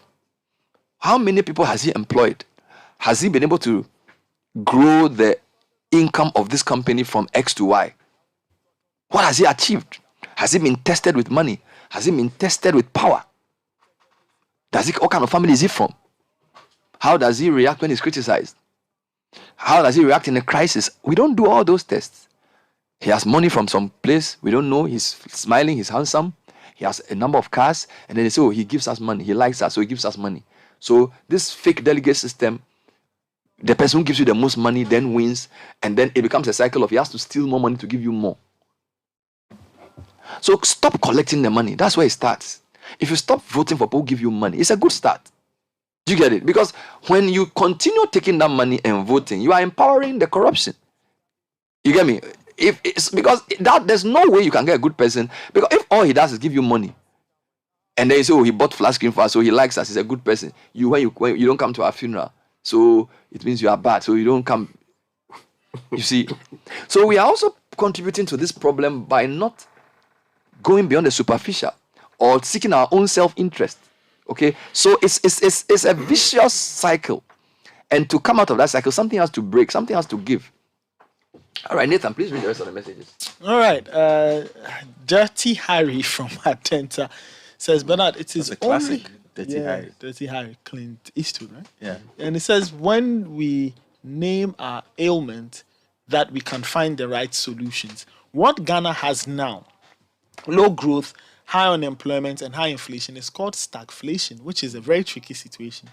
You can't increase interest rates to bring down inflation, as that itself will stifle growth. Leaving inflation uncurtailed will lead to currency depreciation and further exacerbate the situation. We need critical thinkers, and urgently too. Isaiah from Peace Village Says, I want to find out, do we still have an economic management team steering affairs, or we are on autopilot? Very critical question. This one says, Bernard, it's very true. The IMF program cannot help remedy the situation in the country at all. If the $2.4 billion COVID-19 bailout was not enough to solve our problems, do we think the $3 billion bailout will be able to do something for us? If you look at the IMF bailout, we've had from 1999 to 2015, it was 1.9 billion as compared to the $2.4 billion COVID bailout. That is the little that they had. They did better. In conclusion, if things don't change and we continue to fold our arms, then the immediate future and the future is scary. Not being partisan here, the country is in the hands of people who don't have it at heart, but for their selfish interest. How do we change that? So that's from Edmond Bamon from Saboba. This one says, Bernard, do you think the government cares about the negative statistics we are reading out? Their main occupation is projecting Baumia as their next flag bearer. The person who supervised this mess as the head of the EMT. And for some reason, they think that the people are so ignorant and gullible, hence can be hoodwinked. The government is rather obsessed with appointing party people to the EC to help them stay in power. Okay. David from Teshima says the argument by this government that they stabilized the economy until 2019 is not true. The economy was stable during the period because we were under an IMF program. Once we left the program, everything became bazaar. Okay. This one says, Alaski, the Ghanaian politician is short-termist to the general problem, but long-termist to his personal economy. They have put policies in place to enrich themselves, but to keep the ordinary Ghanaian hungry forever. Let's read a few more messages. Bernard, and there is a problem that we look at our hard currency reserves in import cover terms. That's a good point. Is the measure and mindset of a country that is tuned and fixating on being an importing country, and we are not doing it in a strategic way that will prosper us. So all the conversation on production and prosperity are insincere and confused. Kwesi, I think the import cover thing is more a term they use generally. I agree with you that it shouldn't be the only measure, but it's not just Ghana that uses import cover. So import cover is like, and COVID was a good example. If you don't have all the things you need, and you need in an emergency to buy some things from outside, do you have reserves? So it's more the concept of reserves, right? But I see where you're coming from.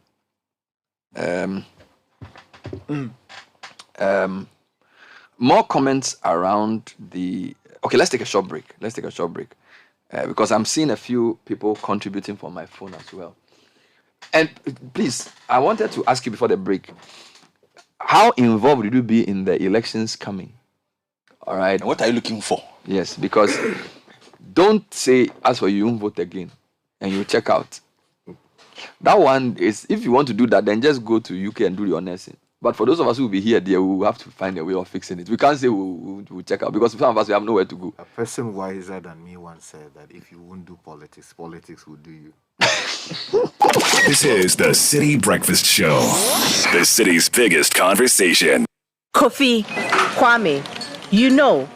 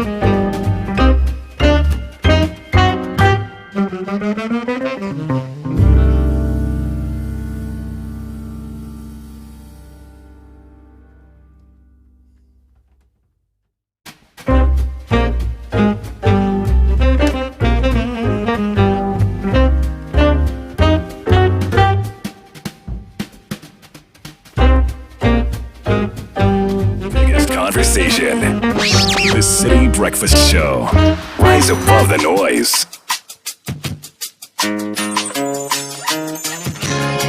This is Buju Banton, and I've got something special to say with my dear friend, who is my pen. Oh Lord, alright, yeah.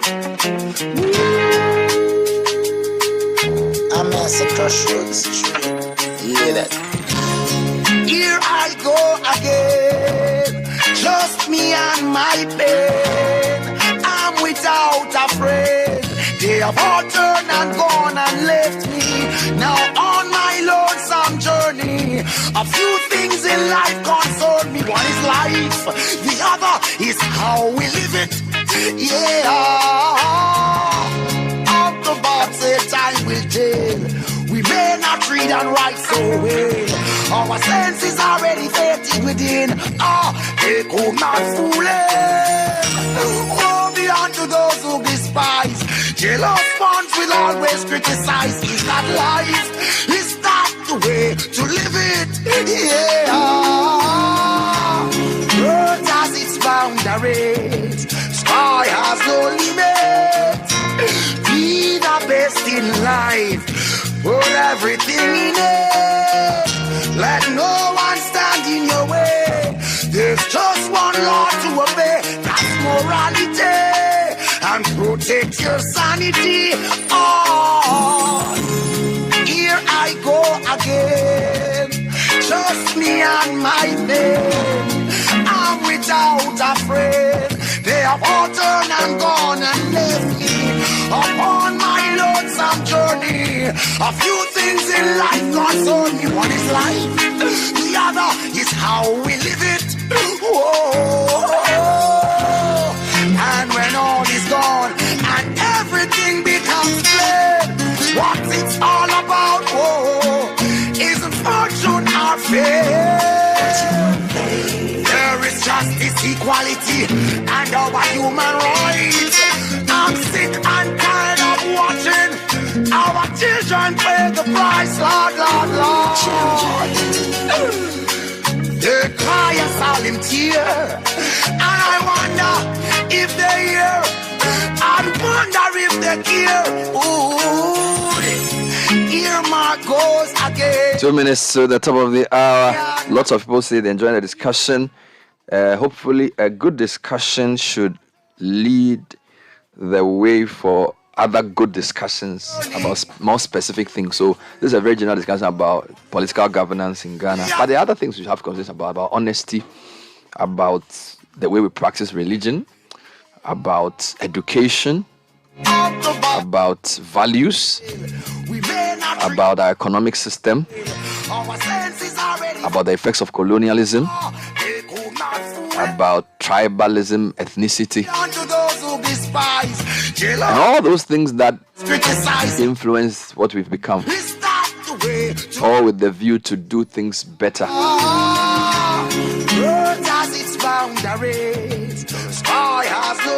All right, so I will then end with a final request that somebody sent earlier that I did not do. So I will use that. But while you look for that, let me just quickly wish a brother of mine, Fanuel Boachi. We went to 3 Town Senior High School together. Yes, sir. We sat in the same class, did visual art too. Today he's a man of God in the whole enclave. And let me use this opportunity, Bernard, to celebrate Reverend Fanuel Boachi. Wonderful. And good morning to my dearest friend, Victoria Ansan Saki of Ghana Post. A happy birthday. She's the queen of April Bonds. I wish her nothing but the best. This is from Elvis Washington inside Ashaiman to Victoria Ansan Saki. And a good morning to my friends at the Ashaiman Presbyterian Church Central. In fact, I was at your people. I was at Lebanon on Saturday to do a workshop with the teenagers on career choices. Yeah, and I enjoyed my time. So my regards to the district executives of the, what's the young group called? 11 to 15 is YPG, right? No. No, yes. 11 to 15 is what? No, No, because YAF is JY. Yeah, so this is JY. Yeah, so I met the JY executive, and I also later on met the YPG and then the YAF. So there are 3 groups. Yes. So which one? YPG is JY is the youngest. Yes, the youngest. Then you after also have that, this school. Then you have JY. Then from JY you can decide to join YPG. YAF was made. Well, my understanding of the way YAF came, there are certain elements who didn't want to join the JY. So they are a bit older. And it's a mixture. Okay. You know, so they still found a way of putting them in a group. It was a good time with the district Presbyterian Church in Ashaiman. I had a great time on Saturday morning. My right is that right. It's not the way you live. Caleb, you have to go and be giving talks at these churches. You have to go and be talking to the youth. I did one virtually over the weekend. Oh, wonderful. Which group? It was AME Zion Church. Wonderful. OEB. Wonderful. Yeah. It was a good time. They asked me some very serious questions. That's all we have time for today's edition of the Citi Breakfast Show. And it's a brunch in the city coming up next with Rita Anombase. Chantel Anombase. But before that, Caleb Kuda has the news. Take it up, Caleb. Good morning, Bernard. Coming up in the news at 10:76 Ghanaians, including 3 footballers to be evacuated.